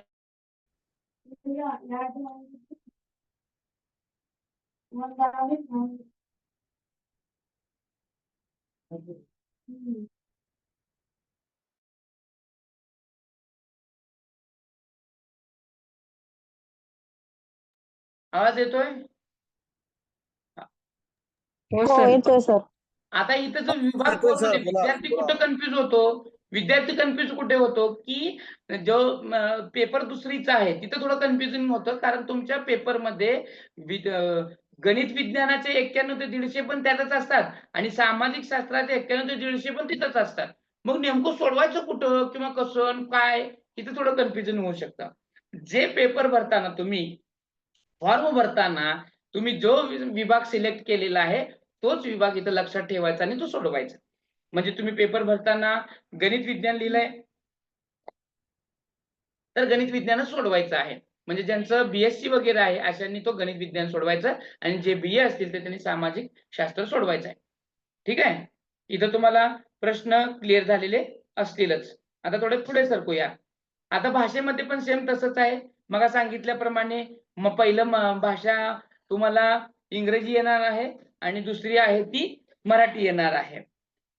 आता उर्दूचे जे आहे त्यांना उर्दू आणि मराठी किंवा इंग्रजी येणार आहे आणि ह्यांचं जे काही ह्याच्यामध्ये सिलेबस येणार आहे किंवा जे प्रश्न असतील ते इयत्ता 6वी ते 8वी असेल. ह्यांच्यामधला जो ग्रामर येतो महत्वाचा भाग, जे वचन असेल, लिंग असेल, काळ असेल, समास असेल, हा सगळा जो भाग आहे तो तुम्हाला इयत्ता 6वी ते 8वीच्या हिशोबानं जो जो काही ग्रामर आहे तो या ठिकाणी येतो. त्याच्यामुळे तुम्ही इयत्ता 8वीचा जो काही ह्याचा पुस्तक आहे स्कॉलरशिपचं तो तुम्ही नक्कीच रेफर करा आणि मग बघा. बालमानसशास्त्र जो आहे याच्यामध्ये येणारा तो इथले जे विद्यार्थी आहेत इयत्ता 6वी ते 8वीचे हे वयवर्ष 11 ते 14 वयोगटातील विद्यार्थी असतात. त्यांना लक्षात ठेवून त्यांच्या अध्ययन अध्यापन प्रक्रियेसंबंधित जे प्रश्न येतात किंवा ज्या समस्या येतात ते लक्षात धरून प्रश्न विचारले जातात. त्याच्यामध्ये विशेष गरज असणारी बालकं असतील, त्या बालकांची ती वैशिष्ट्ये असतील, बाल गुन्हेगारीवाली बालकं असतील, या लोकांच्या किंवा ह्या विद्यार्थ्यांच्या शालेय अंतरक्रिया असतील, त्याची प्रतिमानं असतील, त्याच्या उत्पत्ती असतील, एक चांगल्या उत्तम शिक्षकाची गुणवैशिष्ट्य नेमकं काय असतील, या त्याचबरोबर अध्ययन अध्यापनाच्या नेमक्या पद्धती कोणत्या आहेत, मूल्यमापन कोणकोणतं आहे, कोणकोणते प्रकार आहेत, या सगळ्यावर आधारित प्रश्न या बालमानसशास्त्रावर असतील. आणि माझ्या हिशोबानं सगळ्यात स्कोअर करणारा जो विषय आहे हा बालमानसशास्त्र आहे. आता काही जणांना तो अवघड वाटतो, कारण तुम्ही ह्याच्या अगोदर तो कसा शिकला, तुम्हाला शिकवणाऱ्यानं कसा शिकवला याच्यावर तो अवलंबून आहे. कारण परत याच्यामध्ये थेऱ्या येतात, उत्पत्त्या येतात. मग त्या उत्पत्त्या कशा येतात, अध्ययनावर आधारित असतात आणि परत अध्यापनावर आधारित वेगवेगळ्या उपपत्त्या असतात. मग याच्यामध्ये कर्ट लेविन असेल, झेडपीडी असेल, वेगवेगळ्या अशा थेऱ्या आहेत. त्या थेऱ्या आपल्याला माहित असणं गरजेचं आहे. मग ती कुणाची थेरी आहे, मग ती कुठल्या वादातली आहे, वर्तनवाद नेमका काय आहे, हे सगळ्या त्या गोष्टी आहेत एकदम सखोल अभ्यास करणारा हा सेक्शन येतो आणि तो त्या पद्धतीने आपल्याला तो हँडल ही करावा लागतो. त्याच्यासाठी तुम्हाला तुमचं जे काही बीएडचं आधारित पुस्तक आहे त्याच्यावर असणार आहे. आता त्याच्यासाठी तुम्हाला इथं पण तुम्हाला मी पुस्तक रेफर जर करायचं म्हणलं तर तुम्हाला उत्तम पुस्तक शैक्षणिक मानसशास्त्र हो जगताप सरांचं या ठिकाणी तुम्हाला उपयोगी पडेल. त्याच्यानंतर येतं जो आपल्याला गणित आणि विज्ञान जे 60 मार्काचं आहे, 60 मार्काचं ह्याच्यामध्ये डिवायडेशन होतं तो 30-30 मार्काचं. 30 मार्काचं विज्ञान असेल, 30 मार्काचं गणित असेल, की ज्याच्यामध्ये तुमच्या गणिताच्या समस्या संमोध असतील, त्याचे समस्या निराकरण असेल, की ज्याच्यामध्ये असे कुठले येतात. तर ह्या जे पेपर 2 आहे, पेपर 2 हे पेपर 1च्या तुलनेने थोडं अवघड आहे. ह्याच्यामध्ये सिलेबस थोडा जास्त असतो. ह्याच्यामध्ये डीप नॉलेज थोडं जास्त विचारलं जातं. म्हणून याच्यामध्ये इथं पेपर 2 मधल्या गणितामध्ये भूमितीचा सुद्धा या ठिकाणी समावेश गेलेला आहे. मग हे करत असताना ह्याच्यामध्ये नेमके कुठले प्रश्न आहेत, कुठला शोध कुणी लावला विज्ञानामधला, मग त्याच्यामधले जे काही कारणं असतील त्या कारणांचा उहापोह या ठिकाणी केलेला असणार आहे. त्याच्यासाठी इयत्ता 6वी ते 8वीची जी काही पुस्तकं आहेत त्याच्यावरच आधारित असणार आहे. काम, काळ, वेग असेल, घड्याळ असतील, दिशा असतील, तुमची रेल्वे जाणं येणं असेल, काम, काळ, वेळ असेल, कसोट्या असतील, नैसर्गिक संख्या असतील, संख्येचं ज्ञान असेल, कोणती संख्या किती वेळा येते, एक हा अंक 100 मध्ये किती वेळा येतो, 2 अंक किती वेळा येतो, असे जे काही प्रश्न असतात या प्रश्नांचा उहापोह, त्रिकोणीय संख्या, अशा ज्या संख्या त्या काढायच्या कशा, त्रिकोणी संख्या म्हणजे काय, अपूर्णांक, पूर्णांक, एकचलीय समीकरण, हे त्याच्यामध्ये या ठिकाणी विचारलं जातं. आता दुसरा भाग जो येतो तो म्हणजे सामाजिक शास्त्र, ज्यांचं BA वगैरे आहे अशांना ते इथं विचारलं जातं. 20-20 मार्क या ठिकाणी डिवायडेड होता भूगोल, इतिहास आणि नागरी शास्त्रावरती. भूगोल विषयामध्ये सगळ्यात सखोल काय विचारलं जातं तर त्यांचं नकाशा वाचन एक असतं आणि दुसरं एक चित्र दाखवलं जातं की ज्या चित्रामध्ये एक नदी, खोरे, दरी असते आणि त्याच्यामध्ये अमुक अमुक भागाला नेमकं काय म्हणतात तिथं दर्शवतात, बाण दाखवतात आणि ह्या भागाला काय म्हणतात म्हणून विचारलं जातं. त्याच्यामुळं आपल्याला तो नकाशा किंवा ते पुस्तक व्यवस्थितरित्या रेफर करता आलं पाहिजे.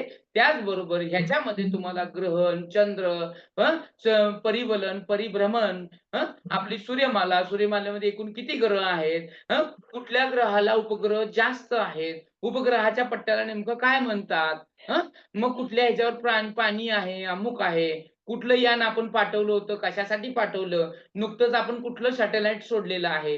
अशा प्रकारच्या प्रश्नांचा उहापोह या भूगोलामध्ये केला जातो. तर इतिहासामध्ये जी काही चळवळी आहेत, महात्मा गांधी असतील, त्यांची उठावं असतील, त्याचा समावेश त्याच्यामध्ये येतो.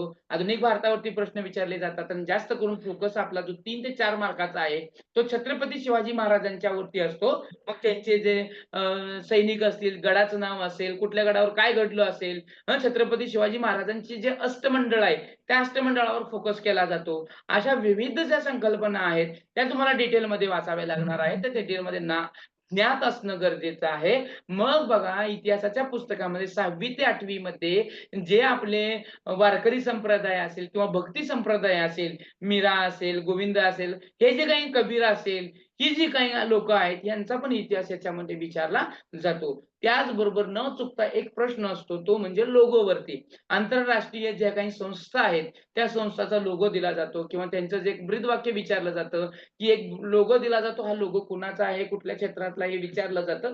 त्याच्यामुळे आपल्याला विविध राष्ट्रीय, आंतरराष्ट्रीय ज्या संस्था आहेत इतिहासाच्या दृष्टिकोनातून त्या माहीत असणं गरजेचं आहे. उदाहरणामध्ये WHO चे जे लोगो आहे ते कोणतं आहे, अशा प्रकारचे प्रश्न विचारले जातात आणि ह्या प्रश्नांचा उहापोह करण्यासाठी तुम्ही एकनाथ पाटलांचा जो काही ठोकळा आहे ते जर वाचन केलं तर तुम्हाला नक्कीच त्याच्यातून तुम्हाला ह्या 60 पैकी 40 ते 45 मार्क मिळतील. तुम्हाला असं सर मी 60 पैकी 60 मिळवेल, तर तुमचा जर अभ्यास त्याच्यावर चांगला असेल, तुम्ही MPSC, UPSC ची तयारी करत असाल तर नक्कीच तुम्हाला 60 पैकी 52, 53, 54 मिळू शकतील. 60 पैकी 60 काय होणार नाही. मग ह्या सर्वांची काठिण्य पातळी काय असेल, एकंदरीत या पेपरची काठिण्य पातळी काय असेल, तर वरील सर्व जे विषय आहेत, विषयांचा जो समावेश आहे, ह्या इयत्ता 6वी ते 8वीच्या पुस्तकाच्या घटकावर असणार आहे आणि ते घटक जर तुम्ही डीपमध्ये वाचले, तर तुम्हाला या सगळ्या गोष्टी समजतील आणि ह्याची काठिण्य पातळी उच्च माध्यमिक म्हणजे इयत्ता 12वीच्या शालांत परीक्षेच्या काठिण्य पातळीवरचे प्रश्न याच्यामध्ये असणार आहेत. या पेपर 2 साठी सगळ्यात जो काही संदर्भ आहे तो संदर्भ इयत्ता 6वी ते 8वीची पुस्तकं, तुमची जे B.Ed, D.Ed झालेलं आहे त्याच्यावरची पुस्तकं, तसेच प्रचलित महाराष्ट्र शासनाने विहित केलेली अभ्यासक्रमाची इयत्ता 1ली ते 12वीची पुस्तकं आणि तुम्ही जे B.Ed वगैरे करत आहात त्याच्यावरची पुस्तकं तुम्हाला महत्त्वपूर्ण उपयोगी पडणार आहेत. आता आपल्याला बघायचं आहे, एवढं सगळं तुम्ही सांगितलं खरं सर, सगळं एवढं तुम्ही मस्तपैकी 1.5 तास बडबड करताय, पण मला मार्क किती मिळवायचे, मी कसं पास होईल? आता मी ह्याच्यासाठी काय करायला पाहिजे?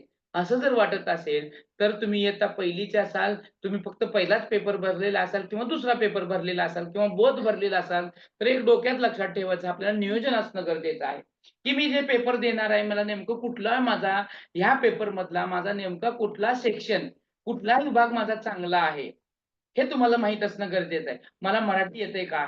मला इंग्रजी नीट येतंय का? माझं बालमानसशास्त्र चांगलं आहे का? माझा परिसर अभ्यास भक्कम आहे का?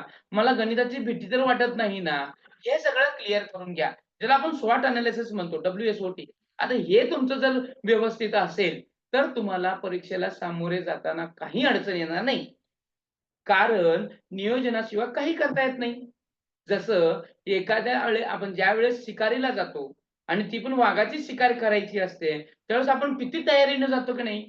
मग वाघाच्या तयारीला वाघाची शिकार करायची आहे अशी तयारी करून जर आपण जंगलात गेलो तेव्हा कुठलं तरी आपल्याला ससा बिसा मिळेल आणि आपण ससा धरायचा म्हणून जर गेलो तर आपल्याला हातात काय मिळणार नाही. म्हणून आपली तयारी ही उत्तम असली पाहिजे. लक्षात घ्या, या पाठीमागे सांगण्याचं तात्पर्य असं आहे की ह्या पेपरची तयारी तुम्ही एमपीसी युपीसीच्या लेवलनं जरी केली तर तुम्ही नक्कीच पास होणार आहे. नुसतं उभं करायचं म्हणून जमत नाही. मग त्याच्यासाठी तुमच्याकडे एक नक्कीच प्लॅन असला पाहिजे की मला नेमकं सेक्शन मधून किती मार्क घ्यायचे आहेत. समजा माझं बालमानसशास्त्र चांगलं आहे तर मला 20-22 मार्क मिळाले पाहिजे. माझं मराठीचं ग्रामर चांगलं नाहीये, ठीक आहे, मला 10 मार्क कमी मिळाले. मग ते राहिलेले त्याच्यातले मार्क नेमके मी किती भरून काढले पाहिजे, कुठल्या सेक्शन मधून भरून काढले पाहिजे हे माहित पाहिजे. माझं गणित चांगलं असेल तर मी तिथं 15 पैकी 15 किंवा 30 पैकी 30 मिळवू शकतो. मग असं माझं कुठलं पक्क आहे आणि कुठलं नाहीये हे तुम्हाला काढता आलं पाहिजे. त्याचबरोबर माझ्या हिशोबानं तुम्हाला पास होण्यासाठी प्रत्येक सेक्शन मध्ये 15-15 मार्क जरी तुम्ही घेतले तरी 90 मार्क होऊन जातात. मी कास्ट मधला आहे, अमुक आहे, तमुक आहे सर, मला 83 मार्क पडले पाहिजे. लक्षात घ्या, ज्यावेळेस कास्टचा विचार तुम्ही इथं पास होण्यासाठी करताय, परंतु ज्यावेळेस तुम्ही नोकरी लागणार आहात, पाठीमागच्या TAIT मधून पवित्र पोर्टल मधून जेव्हा शिक्षक भरती झाली, त्या भरतीमध्ये एखादा कास्टचा विद्यार्थी ओपन मधून ढकलत असताना त्या विद्यार्थ्याला TET मध्ये ओपन मधून पास झाला असेल तर तो ओपन मध्ये गेला आणि त्याला नोकरी लागली. त्याच्यामुळं आपण कुठल्याही कास्टमध्ये असो, आपल्याला पुढचं भविष्य बघत असताना आणि पुढच्या भविष्यामध्ये जर आपल्याला चांगली कामगिरी करायची असेल तर तुम्हाला इथं प्रत्येकाला ईच अँड एव्हरी स्टुडंटला 90 मार्क मिळवावेच लागतील. एवढ्या बारकाईने तुम्हाला कोणच सांगणार नाही. कारण सद्यस्थितीचा जो हाल होतो या ठिकाणी, जे शिक्षक भरती होताना झाला, ज्या विद्यार्थ्यांना समस्या आल्या, जे काही विद्यार्थ्यांनी समस्याला फेस केलं, त्या विद्यार्थ्यांच्या मतानुसार आपल्याला 90 मार्क असणं गरजेचंच आहे. असं नको की देव द्यायला तयार आहे आणि माझी झोळीच तयार नाहीये, असंही होता कामा नये. त्याच्यामुळं आपल्याला 90 मार्क मिळालेच पाहिजे 150 पैकी. ते कसे मिळवायचे, काय मिळवायचे, कुठं अभ्यास नेमका करायचा हे तुम्हाला मी पुढच्या स्लाइडमध्ये नक्कीच सांगेन. आता हा पेपर 2 साठीचा आहे, तो सेमच आहे. मात्र लक्षात घ्या, तुमचा जो ग्रॅज्युएशन झालेलं असतं, त्या ग्रॅज्युएशनमध्ये तुम्हाला चांगली मार्क मिळवता आली पाहिजे. कमीत कमी 40 आणि जास्तीत जास्त 46 ते 47 मार्क तुम्हाला तुमच्या सब्जेक्टमध्ये घेता आले पाहिजे. गणित, विज्ञान म्हणा किंवा समाजशास्त्रामध्ये. बाकीचा जो आहे तो कव्हर करता आला पाहिजे. जसे की बालमानसशास्त्रामध्ये कमीत कमी 15 घ्या, भाषेमध्ये 20 घ्या. माझं इंग्रजी चांगलं नाही म्हणून तिथं 15, 12, 15 घ्या. मग जिथं तुम्ही कमी मार्क घेतले ना, त्याचे भरून तुम्हाला दुसऱ्या विभागामध्ये काढता आले पाहिजे. समजा माझं गणित चांगलंच नाही, माझं गणिताचं 36 चा आकडा आहे. मी किती जर केलं तर ते सुधारणारच नाहीये. तर मग मी तो सेक्शनची मार्क कुठं भरून काढायची? हे बालमानसशास्त्र असेल किंवा भाषा असेल, या ग्रामरमध्ये पक्क करा. इथं निघून जाईल. समजतंय का? तर त्याच्यामुळे आपल्याला नेमकं कुठं काय करायचं हे एकदा कळलं, की सगळ्या गोष्टी होऊन जातात. तुम्ही एक नशीबवान आहात असं मी समजतो. तुम्ही नशीबवान का आहात हे तुम्हाला सांगतो. आपली ही टी जी होणार आहे, ही 10 नोव्हेंबरला होणार आहे. इलेक्शनचा पिरियड आहे. सरकारला नवीन-नवीन धोरणं काढावी लागतात, नवीन-नवीन गोष्टी करावी लागतात. ह्याच्याचमध्ये शासनानं हेही सांगितलं आहे, की आम्ही येत्या काळामध्ये आम्ही ही टी परीक्षा घेणार आहोत, जी आत्ताची घेणार आहे 10 नोव्हेंबरला. हे पेपर घेतल्यानंतरनं आम्ही तिसरी TAIT घेणार आहे. तिसरी काय घेणार आहे? TAIT, teacher aptitude and intelligence test, जी पवित्र पोर्टलद्वारे शिक्षक भरती केली जाते आणि त्याच्याद्वारे आम्ही 24,000 पदे भरणार आहोत. तुमच्यासाठी ही सुवर्ण संधी आहे. ही संधी तुम्ही दडवायची नाहीये. जर तुम्ही TET पास झालात तर तुम्ही TIT द्यायला तयार व्हाल. TIT पास झालं की 1 रुपयाही न भरता तुम्ही शिक्षक म्हणून लागाल. आता सध्या तुम्हाला माहीतच आहे, अशा मोठ्या व्यासपीठावर मी सांगून जमत नाही, शिक्षकाचा रेट काय चालू आहे अमुक नाही. तुम्हाला तो ज्ञातच आहे. मग आपली पुंजी आणि आपली अर्थव्यवस्था जर बघितली तर आपण होणार आहे का? मग त्याच्यासाठी आता काय करू शकतो आपण? तर TETची नक्की तयारी करा.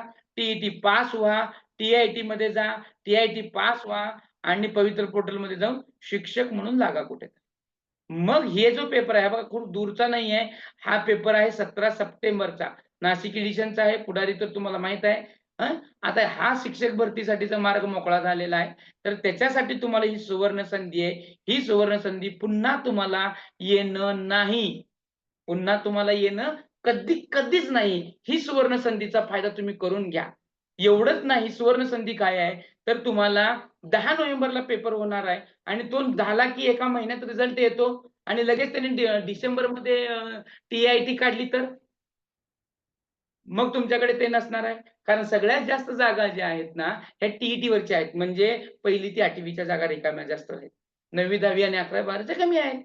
मग तुम्ही किती डिग्री मिळवलं हे महत्त्वाचं. जर मी एम.कॉम आहे, मी बी.कॉम आहे सर, मी असा आहे, मी एम.एससी आहे, मी एम.एड आहे, मी एम.फिल आहे. अरे काय करायचं आहे? जे तुम्हाला नोकरीला लागण्यासाठी महत्त्वाचं आहे, ते तुमच्याकडे असलं पाहिजे ना. टी-ई-टी म्हणा, सी-ई-टी म्हणा. ते तुम्ही जर झाले की तुमचं टी-आय-टीला तुम्ही पात्र होता. टी-आय-टीमध्ये आले की तुम्हाला मग लगेच पवित्र पोर्टल झाले. जवळ-जवळ आता 19,000 भरती झाली तुम्हाला माहीतच आहे. 19,000 लोक लागले 6 महिन्यामध्ये. ह्यांना पेमेंट मिळाल्या. मग तुम्हाला कधी मिळणार? मग तुम्हालाही असं व्हायचं असेल, गव्हर्नमेंट जॉब तुम्हाला मिळवायचं असेल, तर तुमचं आजचं टी-ई-टी होणं खूप गरजेचं आहे. द मोस्ट इम्पोर्टंट हे टी-ई-टी पास झालं, की तुमची अर्धी स्वप्न पूर्ण होणार आहेत लक्षात घ्या. आणि ह्याच्यासाठी तुमच्याकडे जर हे असेल, तर तुम्ही टी-आय-टी आणि टी-आय-टी निघणार आहे. टी-आय-टी थर्ड ह्याच्यामध्ये दिलेलं आहे आणि हे टी-आय-टी जे थर्ड आहे, ह्याच्यामध्ये तुम्हाला अपिअर व्हायचं असेल, तर तुम्हाला आज मितीला टी-ई-टी पास होणं द मोस्ट इम्पोर्टंट हे खूप महत्त्वाचं आहे.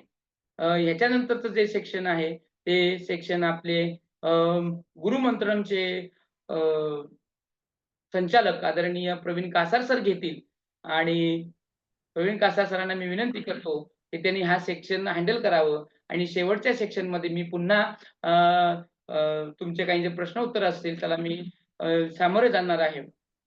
सर मंत्र गुरुकुलम किंवा माझा आवाज येतो सगळ्यांना? सर तुम्ही हॅलो, कॅमेरा आवाज बंद केला तरी चालेल सर, आवाज चांगला येईल. ओके. माझा आवाज येतो का सगळ्यांना? हो सर येतोय. हो सर येतोय. हो सर येतोय. आदरणीय तय्यब सरांचे मनपूर्वक धन्यवाद. मंत्र गुरुकुलम ची टीम असेल किंवा मातोश्री गिरिजाबाई ढोबळे महाविद्यालय यांची टीम असेल आणि शिक्षक होऊ पाहणाऱ्या या होतकरू शिक्षणशास्त्र पदवीधरांकडून तय्यब सरांचं मनपूर्वक आभार. मित्रांनो, एवढ्या सखोल मार्गदर्शन, एवढं नेमकेपणानं, मार्मिकपणानं मार्गदर्शन करणारा विद्वान आपल्याला आज भेटला. कुठल्याही कोपऱ्यातलं म्हणा किंवा टी-ई-टी संदर्भातला कुठलाही एखादा घटक, एखादी संकल्पना आपली क्लिअर व्हायची राहिली असेल असं मला वाटत नाही. की कशा प्रकारे अभ्यास करायचा आहे, किती प्रश्न येणार आहेत, किती प्रकारच्या त्याच्यामध्ये युनिट असणार आहेत, त्याच्या युक्त्या काय असणार आहेत, हे सगळं तांत्रिक बाबी सांगून परत ही परीक्षा पास होण्यानं आपलं जगणं कसं बदलणार आहे याचं मोटिवेशन सुद्धा दिलं आपल्याला सरांनी, हो की नाही? आणि म्हणून सरांचे विशेष आभार. सर, तुमचं हे मार्गदर्शन आमच्या मुलांना नक्कीच यशस्वी बनवेल. आता मी पुढच्या गोष्टींचं सूत्र हातात घेतो आहे. तर विषय असा आहे की आता आपण सगळेजण परीक्षा पास होऊ इच्छितोय. सगळ्यांना माहिती आहे की आपण परीक्षा पास झाल्यानंतर आपलं जगणं सोपं होणार, आपल्याला सरकारी नोकरी लागणार आहे. इतरही मार्ग आहेत सरकारी नोकरी लागण्याचे, पण आता आपल्या पुढे ही आलेली सुवर्ण संधी आहे. ही सुवर्ण संधी जर आपण एनकेज केली तर आपली आणि आपल्या कुटुंबाची स्वप्न साकार होणार आहे. बऱ्याच वेळेला आपल्याला असं वाटतं की माझा एखादा विषय कच्चा आहे, माझ्या एखाद्या विषयाशी जमत नाहीये, वेळ कमी आहे माझ्याकडं, तर मी हे कसं करू? आपल्याला कुठल्याही गोष्टीवर विजय मिळवायचा असेल, यश मिळवायचं असेल, तर जास्त वेळेची गरज नसते, तर जास्त फोकस ठेवण्याची गरज असते. आणि हे सूत्र लक्षात ठेवून या पद्धतीनं काम करणारी ब्रेनी बेजर असेल किंवा मंत्र गुरुकुलम असेल, शेकडो विद्यार्थ्यांना यश मिळवून दिलंय. आता स्क्रीनवर ज्या ज्या मुलांचे तुम्हाला फोटो दिसत आहेत, हे हसरे फोटो आहेत, आनंदी समाधानी विद्यार्थ्यांचे फोटो आहेत. या सगळ्या विद्यार्थ्यांनी आमच्या सोबत 4 पावलं चालले, आम्ही सांगितलेली सूत्र, आम्ही सांगितलेल्या पद्धतीनं अभ्यास केला आणि टीईटीच्या परीक्षेमध्ये यश मिळवलं. तीच मुलं नंतर टेट मध्ये जर गेली, यशस्वी झाली. त्यातली कित्येक मुलं सरकारी नोकरी लागली आणि त्याच्या आता पगारी सुद्धा घेतात. आम्हा सगळ्यांना चांगलं माहिती आहे की सरांनी उल्लेख नव्हता केला, पण मी उल्लेख करावा असं वाटतं मला, की लाख मोलाची परीक्षा आहे. का? तर ही परीक्षा जर आपण पास झालो नाही तर लाखोंचं नुकसान होऊ शकेल. आणि जर ही परीक्षा पास झालो तर आपले लाखो रुपये वाचणार आहेत. आणि म्हणून या परीक्षेवर आपण फोकस केला तर आपण यश मिळवू. नुसता फोकस करून जमणार आहे का?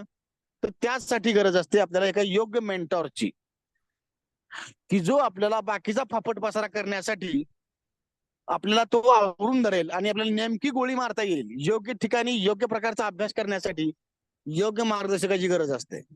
ब्रेनी बॅजर्स आणि मंत्रकुलमच्या टीम मध्ये सगळे एक्सपर्ट्स आहेत की जे तुम्हाला अशा प्रकारचं मार्गदर्शन करणार आहेत.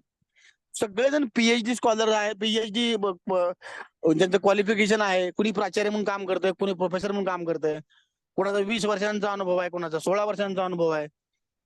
हजारो विद्यार्थी घडवले गेलेत आमच्या सगळ्यांकडून. आणि म्हणून तुम्ही जेव्हा आम्हाला जॉईन करता तेव्हा तुमच्या यशाचा मार्ग नक्कीच सोपा होत असतो. आणि म्हणून तुम्ही जर या आमच्यासोबत जोडला गेला तर तुमचं यश नक्की आहे याची खात्री मी तुम्हाला देतो.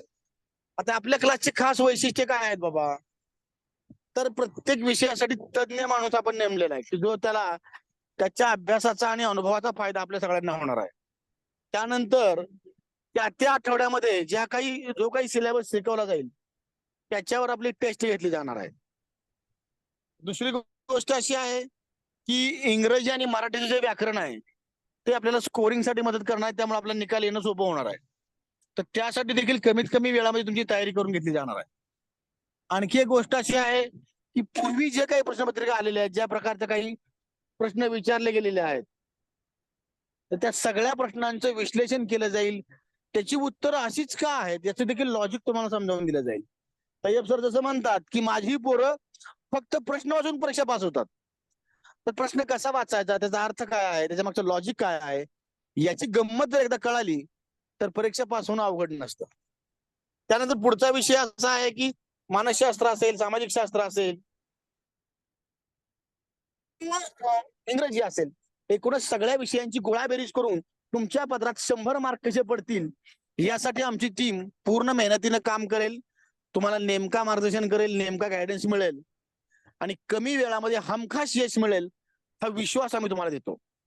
या पद्धतीने आम्ही काम करत असल्यामुळं, तसेच आमचं आणखी एक विशेष सूत्र आहे, आम्ही मर्यादित जागा ठेवतो. आम्ही भरमसाठ सगळ्या पोरांना ऍडमिशन देत नाही, का तर वैयक्तिक लक्ष देणं, वैयक्तिक मुलांना मार्गदर्शन करणं ही देखील आमची एक स्ट्रॅटेजी असते. आणि म्हणून या सगळ्या पद्धतीने जेव्हा आम्ही काम करतो तेव्हा प्रत्येक पोराला त्याची दिशा मिळते आणि मार्गदर्शन आणि गायडन्स देखील मिळतो.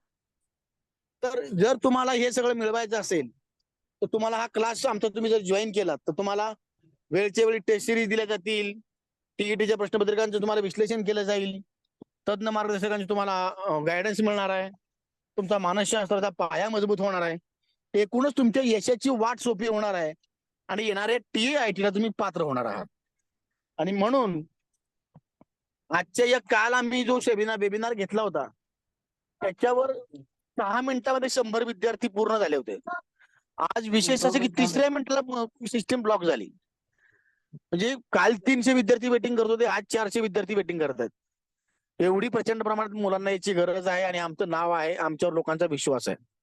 तुम्हाला हमखास यश मिळवायचं असेल तुम्ही आमचा क्लास जॉईन करू शकता. अनंत चतुर्दशीच्या मुहूर्तावर आम्ही खास तुमच्यासाठी अगदी कमी फीस मध्ये हा क्लास आणलेला आहे. आम्ही हाच क्लास पुण्यामध्ये मंत्र गुरुकुलमच्या माध्यमातून जेव्हा ऑफलाईन घेतो तेव्हा अशाच प्रकारचा सिलेबस असतो आणि आम्ही 12 ते 15,000 रुपये एका मुलाकडून घेतो. किंवा इतर क्लासेस ऑनलाईनला जेव्हा काम करतात तेव्हा 5,000 7,000 रुपये घेतात. पण खास तय्यब सरांच्या आग्रहाखातर किंवा आम्ही सगळ्यांनी मिळून ठरवलं की जास्तीत जास्त मुलांपर्यंत पोहोचता यावं म्हणून अवघ्या 3600 रुपयामध्ये आपण हा क्लास आपण सगळ्यांना देतोय. 3,600 रुपयांमध्ये आपण सगळ्यांना हा क्लास देतो आहोत की ज्यामध्ये तुम्हाला यशाची 100% गॅरंटी मिळणार आहे. पण आणखी एक गंमत त्याच्यामध्ये अशी आहे की ज्या मुलांनी हा क्लास जॉईन केलाय त्या मुलांमध्ये जर आता येणाऱ्या 10 मिनिटांमध्ये जी मुलं क्लासला रजिस्ट्रेशन करतील, क्लास जॉईन करतील, आपलं पेमेंट तुम्हाला QR कोड दिला जाईल त्यावर पेड करतील, त्यांना फक्त 3,000 रुपयामध्ये हा क्लास जॉईन करता येईल की ज्यामध्ये तुम्हाला 60 दिवसांचं मार्गदर्शन मिळणार आहे. दररोज 2 सेशन असणार आहेत. प्रत्येक सेशन झाल्यानंतर तुम्हाला 3 प्रश्न ऑब्जेक्टिव्ह टाईपचे असतील. प्रत्येक आठवड्याला टेस्ट सिरीज असेल. प्रत्येक आठवड्याला तुम्हाला एक मोटिवेशनल व्याख्यान असेल. एखादा नवीन एक्सपर्टला तुम्हाला बोलवलं जाईल. आणि म्हणून ही यशाची आणि खात्री असणारा हा राजमार्ग तुमच्यापुढे उपलब्ध आहे. तर मी सगळ्यांना आवाहन करेल की तुम्ही लवकरात लवकर आजच्या आज या संधीचा लाभ घ्यावा आणि क्लास जॉईन करावा. The meeting is open for all. Sir. Okay. कोणाच्या काही शंका असतील तर विचारा. कालच आपण ज्यावेळेस हा सेमिनार घेतला त्या सेमिनार मध्ये कालच्या क्लाससाठी 50 विद्यार्थ्यांनी फक्त 5 मिनिटांमध्ये आपली सीट बुक केली होती. तुम्हाला जर हा क्लास जॉईन करायचा असेल तर या ठिकाणी प्रत्येक विषय शिकवण्यासाठी तज्ञ मार्गदर्शक आहे. घड्याळाच्या तासिकाप्रमाणे तुमचे तास होतील. रोज 2 तास टीचिंग असेल. मराठी व्याकरण, इंग्रजी व्याकरण, मानसशास्त्र, गणित, विज्ञान आणि समाजशास्त्र हे विषय तुम्हाला इत्थंभूत शिकवले जातील.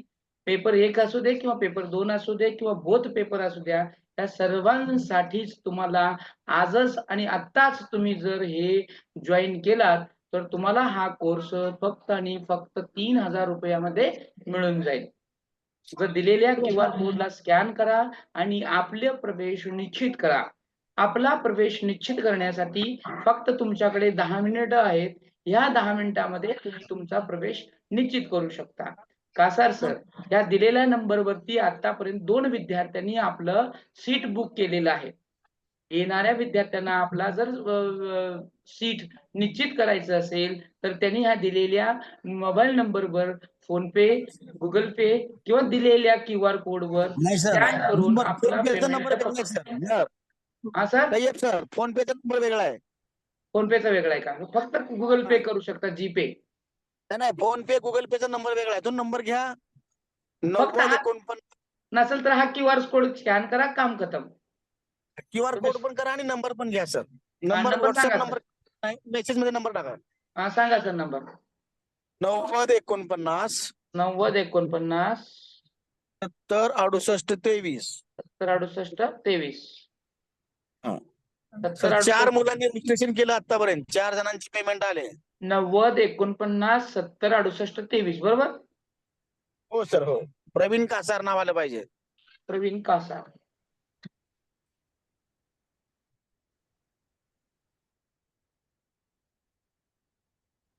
हॅलो. हा बोला. हा, गुड इव्हनिंग सर, नमस्कार. मस्त. मी अमृता मडिवाळ बोलते सर. मला ऍक्च्युअली क्लास जॉईन 4 करायचा आहे, जणांचं पण पेमेंट आता आहे आणि सगळे 4 आता जणांनी सध्या क्लास आपला सीट बुक केलेला आहे. ऑनलाईन पेमेंट मी नाही करू शकत सर. का? माझ्याकडे म्हणजे ते हे फॅसिलिटीज नाही आहे सर, म्हणजे फोन तुम्ही पे कुणाही वगैरे काहीच नाही. मित्राच्या, मैत्रीच्या, भावाच्या इकडं तिकडं कुणाच्याही ह्याच्यावरून करू शकता. Okay okay. आणि पूर्ण भरावी लागेल का सर आता? हो, फी पूर्ण भरावी लागेल. ती पूर्ण भरावी लागेल. ओके. आणि ज्यांना काही अडचण आहे ते उद्या भरणार असतील. म्हणजे हा हा. फी आता आम्ही टोकन अमाऊंट घेऊन तुमचं फक्त सीट बुक करू, पण तुम्हाला लगेच बरोबर. क्लास मिळेल असं नाही. तर तुमची फी पूर्ण झाली की हे घेईल. सद्यस्थितीला म्हणजे आत्ताच्या आत्ता तुमचं सीट बुक करण्यासाठी तुम्ही मिनिमम किती हा. सर? कासार सर, मिनिमम किती करायचे? मिनिमम 500 रुपये. मिनिमम 500. मिनिमम 500 हो रुपये का? तुम्हाला या ठिकाणी बर भरायचे. बर बर, ठीक आहे. हा. Thank you sir, टिंगची thank you. 500 रुपये आहेत जर, आणि सवलत घ्यायची असेल तर 3000 रुपये. हा हॅलो सर. बोला. हा सर, टायमिंग काय असणार सर ऑनलाईनचं? क्लासचं टायमिंग असेल संध्याकाळी 7 ते 9. 7 ते 8 एक क्लास असेल, 8 ते 9 एक क्लास असेल. 7 ते 8 आणि 8 ते 9. घड्याळी तासिकानुसार क्लास घेतले जाते. हा, रोज 7 ते 9 असणार आहे का सर? दररोज सर 7 माझा ते एक 9. प्रश्न आहे. बोला बोला. सर माझा एक प्रश्न आहे. सर मी शबाना शेख बोलतेय.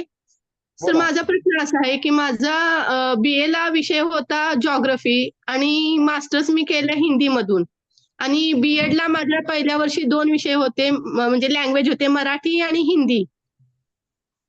तर मग मी मराठी यावेळेला जर मी मराठी हा विषय ठेवला या ह्याच्या CTET परीक्षेसाठी, तर मग मला दुसऱ्या विषयासाठी मग कोणता विषय ठेवावा लागेल? लँग्वेज तर मला हिंदीच ठेवावी लागेल ना सर? नाही. तुम्हाला तुम्ही मराठी मीडियमचे आहात. तुम्हाला फॉर्म भरताना तुम्ही मराठी मीडियम केलं की डायरेक्टली पहिली भाषा मराठी येते, पहिली भाषा इंग्रजी येते आणि दुसरी भाषा मराठी येते. त्यामुळे तिथं तुम्हाला निवडण्याची किंवा सिलेक्ट करण्याची कसल्याही प्रकारची संधी नाहीये. CTET ला मात्र आहे, TET ला नाहीये. TET ते जे सांगतील तेच आपल्याला घ्यावं लागेल. मग सर म्हणजे आम्हाला जर TET ची परीक्षा द्यायची असेल तर मग आम्ही इंग्रजीत कसं देणार हा प्रश्न आहे ना सर, कारण आम्ही मराठी लँग्वेज आणि हिंदी लँग्वेज मध्येच अभ्यास करतोय ना. लँग्वेज तुम्ही या लँग्वेज विषयावर म्हणजे तुम्हाला माध्यम करा. म्हणायचंय का? माध्यम म्हणायचंय? होय सर सर, माध्यम म्हणायचंय. हो सर. माध्यम म्हणायचं असेल तर तुम्ही हिंदी माध्यम निवडू शकता ना मॅडम. ओके माध्यम ओके ओके. वेगळं, माध्यम वैयक्तिक वेगळं आणि मार्गदर्शन- भाषा एक आणि भाषा दोन वेगळी लक्षात घ्या. माध्यम म्हणजे ओके पेपर पूर्ण तो हिंदीमध्ये येईल ह्याकडे आणि त्याकडे पर्यंत. Okay okay sir. तुम्ही ओके कुठल्या ओके. विद्यापीठाचे आहेत? थँक्यू कुठल्या सर. विद्यापीठामधून बीएड केलेलं आहे? सर मी आता सेकंड इयरला आहे, अध्यापक महाविद्यालय पुणे. पुण्यात आहे का? म्हणजे तुम्ही हिंदी मीडियम से आप पूरा पेपर दे रहे हैं टोटली? नहीं सर, नहीं सर, मैं मराठी मीडियम से पेपर, पूरे पेपर में मराठी मीडियम से दिख रही हूँ. सिर्फ हाँ। हिंदी लैंग्वेज का जो पेपर होता है 205 या फिर लास्ट ईयर फर्स्ट ईयर में मैंने 107 और 106 ये 2 सब्जेक्ट मैंने हिंदी के दिए हुए थे. हाँ, तो नहीं, तो आपको सिर्फ मराठी मीडियम से ही पेपर देना पड़ेगा और उसमें पहला इंग्लिश आएगा फिर मराठी आएगा आपको. सर ओ, तय्यब सर, ओके. 7 विद्यार्थ्यांचं स्पॉट बुकिंग झालेलं आहे. धन्यवाद सर. जे विद्यार्थी इच्छुक आहेत त्यांनी लवकरात लवकर करून घ्या. आणि स्क्रीनशॉट टाकायचा आहे. 90-115 वर स्क्रीनशॉट टाकायचा आहे. सर मीडियम जर हिंदी स्क्रीनशॉट सिलेक्ट टाकायचा आहे. केलं हॅलो हा, तर हॅलो सर सर, मीडियम जर हिंदी फोन सिलेक्ट पे ला केलं एरर तर येत आहे. हॅलो, गुगल पे करू गुगल शकता. पे नाहीये सर, फोन पेच आहे. पण मग मी ह्या करते QR जरा कोड ते तुम्ही हा जो दिलेला QR कोड आहे तो स्कॅन करा आणि फोन करून टाका. ते स्कॅन पण होत नाहीये सर, थोडं रेंज प्रॉब्लेम आहे. मी करू लागलं, एररच येऊ लागलं. मग फक्त मी माझं नाव सेंड केले, अश्विनी जिंदे म्हणून. दुसऱ्या कोणाला तरी फोनवरून करा. दुसऱ्या हो, कुणावर आता करा किंवा थोड्या अवेलेबल नाहीये सर म्हणजे घरी कोणी. थोड्या थोडासा वेळाने try प्रॉब्लेम करा. होता मग. ओके चालेल ना, थोड्या वेळानं म्हणजे आज थोड्या वेळाने रात्रीपर्यंत फोन करते करा मी. पण आम्हाला की आम्ही फोन पे करतोय म्हणून. हं? ओके. मी ह्या नंबरला कॉल केले होते आता सरांच्या, पण फोन रिसीव्ह होत नाहीये. कसं म्हणणार आम्ही मॅडम ह्या मीटिंग मध्येच आहे. ओके, मी ट्राय करते पण. ओके, सर 9 लोकांचं स्पॉट बुकिंग झालेलं आहे. 9 लोकांचं. छान. ज्या बाकीचे विद्यार्थ्यांना स्पॉट बुकिंग करून घ्या. सर अजून एक प्रश्न होता सर. प्रश्न विचारा ना. बोला. हा सर, जर मीडियम हिंदी घेतलं तर लँग्वेज कोणते कोणते येतील? लँग्वेज 1 आणि 2. मीडियमचा आणि लँग्वेजचा काही संबंध नाहीये. आहे ना मॅडम सर, आहे ना. आता सांगा. आहे सर.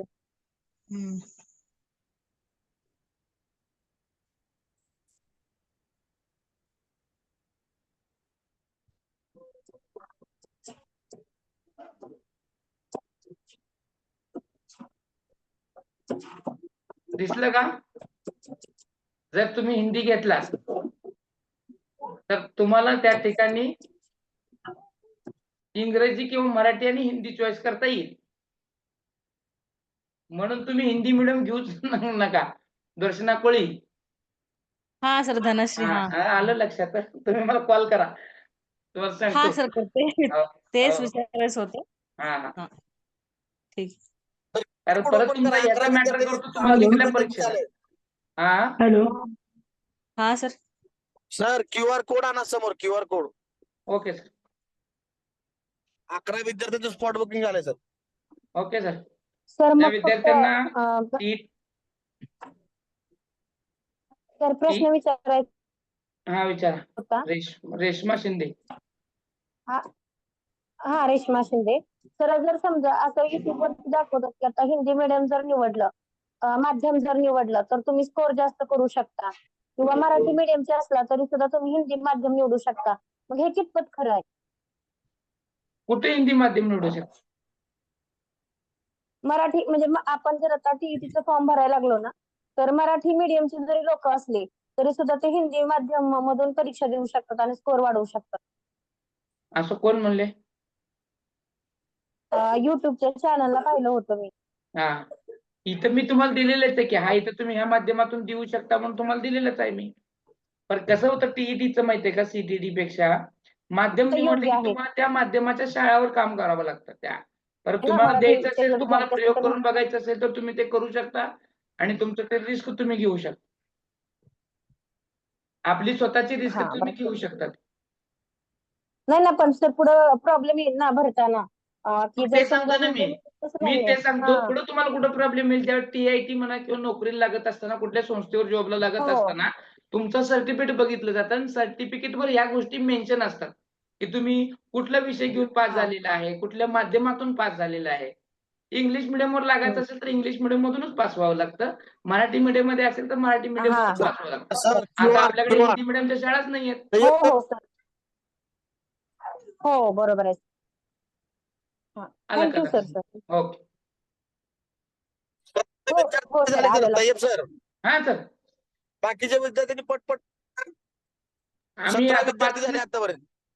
आम्ही मीटिंग लवकरात लवकर बंद करणार आहोत. त्यामुळे ज्या विद्यार्थ्यांना या क्लासमध्ये ऍडमिशन घ्यायचंय त्या हॅलो, विद्यार्थ्यांनी सर. पटापटा फोन पे करून घ्यावं आणि आपलं ऍडमिशन बुक पटकन करून घ्यावं. हॅलो. कारण आम्ही सर. 3 पाच ते 10 मिनिटात मिनिटांमध्ये आपण. ही बुकिंग बंद करणार आहोत. कारण आमच्याकडे प्रवेश लिमिटेड आहे, मर्यादित असल्या कारणामुळं आम्हाला जास्त घेता येणार नाही. फक्त अजून एक शेवटचे 5 ते 10 हॅलो, मिनिट सर. तुमच्यासाठी आहेत. हा हॅलो सर. हा, हॅलो बोला बोला बोला. हॅलो हॅलो सर, मी काय केलंय सर, फर्स्ट लँग्वेज जे आहे ना मराठी केलंय, सेकंड लँग्वेज इंग्लिश केलंय. इंग्लिश केलंय. हा, इंग्लिशच्या ठिकाणी हिंदी करू शकता का सर आपण? कशासाठी करायचे सर? जे आहे ते तुम्ही करा नाही. टीईटीचं. टीईटीचं तुम्ही ते करूच नका. तुम्ही काय करा, मराठी माध्यम निवडले की ऑटोमॅटिक विषय तिथं सिलेक्टच होतात. इंग्लिश होतात राईट. मराठी केलं ना तुम्ही, माध्यम केलं ना मराठी, काम संपलं तिथं. आणि तुम्ही, मला असं वाटतं सर्व विद्यार्थ्यांना माझी कळकळीची विनंती आहे, तुम्ही ज्या माध्यमाचे आहात ना त्याच माध्यमातून टीईटी द्या. फॉर एक्झाम्पल मी मराठी माध्यमाचं आतापर्यंत सगळं मराठी माध्यमातूनच केलंय आणि मग आता मी हिंदी मीडियम मध्ये कशाला जाऊ? आलं का लक्षात? तर त्याच्यासाठी तुम्हाला जे करायचंय, कारण इथं आपण पास होण्यासाठी एक शॉर्ट ट्रिक वापरली आणि ऐन वेळेस भरतीच्या वेळेस ते नाही चाललं तर तुम क्या करने वाले? त्यावेळेस काय करणार? आलं का लक्षात? तर त्याच्यासाठी आपलं आपलं जे मीडियम आहे त्याच्यातूनच द्या. असं काही वेगळं होणार नाही. आणि हे तुम्ही सगळं का करता हेही तुम्हाला सांगतो. तुम्ही मीडियम बदलण्याचं कारण काय आहे? तर तुम्हाला इंग्लिश नको आहे म्हणून तुम्ही तसं करताय. अरे जाऊ दे ना, इंग्लिशच माझं जमत नसेल तर मी सांगतो ना पर्याय परत काय करायचं. इंग्लिश माझं चांगलं नसेल किंवा गणित माझं चांगलं नसेल तरीही मला 90 मार्क कसे मिळतील हे मी सांगणारच आहे ना. म्हणून तुम्ही पर्यायी मार्ग किंवा शॉर्टकट काढू नका. नवीन शॉर्टकट काढून नवीन डोकेदुखी करून घेऊ नका. कारण परत तुम्हाला हिंदी में का व्याकरण देखना नाही पडेगा ना. मग त्यावेळेस काय करणार आहे? आम्ही मराठी आणि इंग्रजीचे ठेवले, आमच्याकडे हिंदीचं नाही आणि तुम्ही हिंदीचं म्हणून प्रवेश घेतला तर तुम्हाला हिंदीत कोण शिकवणार आहे? आणि परत तुम्ही हिंदी मधनं पेपर जर देत असाल आणि मी माझ्याकडे सगळे जर क्लास मराठी मीडियमचे असतील तर मग कसं करणार? कारण माझं स्टाफ सगळं मराठीतच शिकवणार आणि मराठी मधले त्या शब्दाला आणि हिंदीमध्ये त्या शब्दाला वेगळं अंतर आहे. आता माहितच आहे तुम्हाला, सिटी तुम्ही दिलेली आहे तुम्हाला तिथे काय म्हणतात? प्रज्ञा, प्रक्षोभ, अध्ययन, अध्यापन, असे शब्द तुम्हाला नवीनच येतील. मग परत तुम्ही ते शब्द न कळल्यामुळे तुम्ही परत मागे सरकतात. समज में आ रहा है क्या आपके? मी काय म्हणतो ते कळलं का? तुमच्या लक्षात आलं का? युट्यूब म्हणा किंवा इतर हो, कोणीतरी काहीतरी शेवटची सांगितलं. राहिली. हॅलो. हा. सर हा, शेवटचे सर. आहेत, मुलांना म्हणा ज्यांना शंका आहे त्यांनी फोन करा. आतापर्यंत 21 विद्यार्थ्यांचं रजिस्ट्रेशन झालंय सर. किती जणांचा? 21. वा, छान. 4 जागा. शेवटच्या 4 जागा. बघा कोण आहेत का? कोणाला अडचण असतील तरी बोलू शकता. 5 मिनिटं आणि 4 जागा पटपट करून घ्या. हॅलो सर, एक क्वेरी होती मला. हा, वैद्य बोलतेय. सर, मी शिकताना मात्र मराठी मीडियम मध्ये शिकले, पण फॉर्म भरताना मीडियम इंग्लिश घेतलंय कारण माझं 11वी पासून MSc पर्यंत सगळं इंग्लिश मध्ये झालेलं आहे. तर बर. जर मी टीईटी दिली तर ते मी इंग्लिश मीडियम टाकलंय, तर माझं टीईटी पास झाली आणि TIT जर पास झाले तर इंग्लिश मीडियम स्कूल साठी सिलेक्शन होईल की मराठी मीडियम साठी होईल? नाही, इकडे इंग्लिश मिडियमला पण तुम्ही कॅपेबल व्हाल ना. मग तिथे आणि तुम्हाला इंग्लिश मीडियम साठी कॅपेबल झाली तर ते मराठी मीडियमला जर जागा मराठी मीडियमची निघाली तर त्यासाठी पण कॅपेबल असेल का? असेल की इंग्लिश विषयासाठी. इंग्लिश विषय असेल तर तुमचा. नाही, माझा गणित विषय सर. गणित विषय आहे. मग तुम्ही तिथे TIT मध्ये जो माध्यम भरचाल त्याच्यावर अवलंबून आहे. मग सर, आपल्या जागा जर मराठी मीडियमच्या निघणार असेल, गव्हर्नमेंटच्या सगळ्या शाळा बहुतेक मराठी मीडियम मध्येच, अजून इंग्लिश मीडियम मध्ये जास्त नाहीयेत, हा. तर मग फॉर्म भरताना मीडियम कोणतं घेऊ, इंग्लिश घेऊ की मराठी घेऊ? तुम्हाला कुठलं सुटेबल आहे, तुम्ही कुठल्या ह्याच्यामधून तुम्ही तर व्यवस्थित मला देऊ दोन्ही शकता? सुटेबल आहेत, कारण मग दोन्ही पेपरमध्ये सुटेबल आहेत, घ्या क्वेश्चन मराठी येतात, दोन्ही माध्यमातून. पण येतात ना. तुम्हाला भविष्यामध्ये इंग्लिश मीडियम मध्ये करायचं असेल तर इंग्लिश मीडियम मधूनच टीईटी द्यावं लागते तुम्हाला. तय्यब सर त्यांना फोन करायला सांगा, आता विद्यार्थ्यांचा वेळ जातोय बाकीच्या. ठीक आहे, तुम्ही सर, मॅडम फोन करा, किती वाजता फोन करू शकते सर? उद्या सकाळी करा. चालेल सर, या नंबरवर करू आता का सर पुढे नंबर दिला त्यावर? Yes yes yes yes. हो चालेल. चालेल. आता QR Thank you code so आता much. ओपन आहे, शेवटची 3 मिनिटं आहेत. हॅलो 3 मिनिटात शेवटची बुकिंग हॅलो करा. हा, हॅलो सर 22 विद्यार्थी झालेत, 22 हॅलो. आणखी 3 जागा शिल्लक आहेत फक्त. हॅलो सर हा, बोला. बोला. सर हा हॅलो कन्नड सर, मध्ये मी ऑनलाईन केलंय सर. कुठं पाठवायचं आता कोण? याच स्क्रीनशॉट नंबरला पाठवा पाठवा. 90-115 वर. हा 90-115 त्यावर पाठवायचं का? 90-115 वर स्क्रीनशॉट पाठवा. ठीक आहे ठीक आहे ठीक आहे. चालतंय सर. तय्यब सर शेवटच्या 2 जागा, 3 मिनिटात 2 जागा.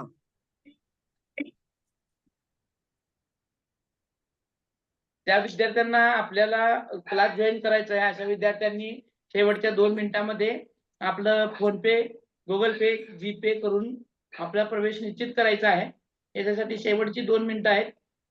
यशाला जवळ करण्यासाठी, यश संपादन करण्यासाठी तुमच्याकडे फक्त 2 मिनिटं. हमखास यश मिळणार आहे तुम्हाला, योग्य मार्गदर्शन मिळणार आहे. तज्ञ लोकांची टीम आहे. संधी पुन्हा हॅलो बोला. हॅलो तुमच्या हा 10,000 सर, रुपये तुमचं तरी 30 आज नाही झालं वाचवणार उद्या आहेत. घेतली तरी चालेल का? म्हणून थोडे पैसे तरी करा, 500 रुपयापर्यंत. सर तेच प्रॉब्लेम आहे जरा, त्यामुळे माझ्याकडे तर नाहीच आहे आणि जिच्याकडे होतं तिने पण म्हणजे नाहीच आहे तुमचं का नाव ते आणि तिच्याकडे. नंबर सरांना द्या, कासार सरांना. ते तुमचं आजच बुक करतील नाव. नंबर ठीक आहे व्हॉट्सअप सर, करा, हो. व्हॉट्सअप 90-115 वर 90 व्हॉट्सअप करा, काय असेल ते. चॅट मध्ये पाठवू दे का सर? 90-115 वर व्हॉट्सअप मेसेज करा.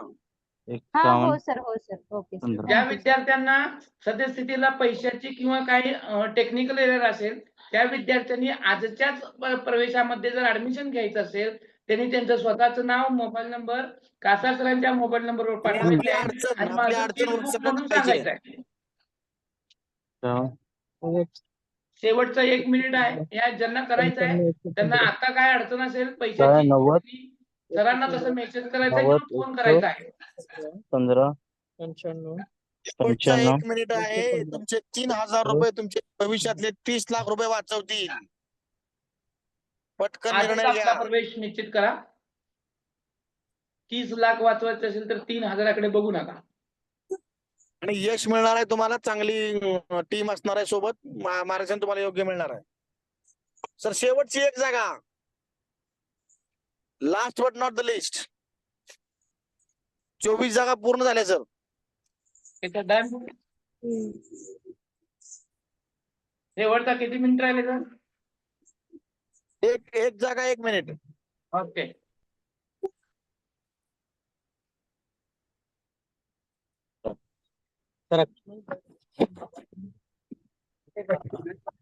मी ते engage असल्यामुळे नाही उचलणार.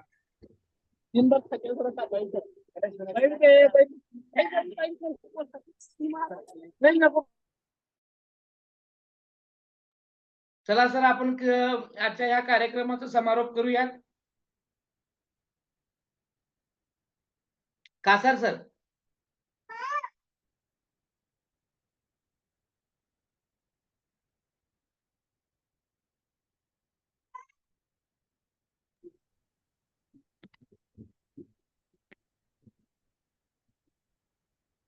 कासार सर.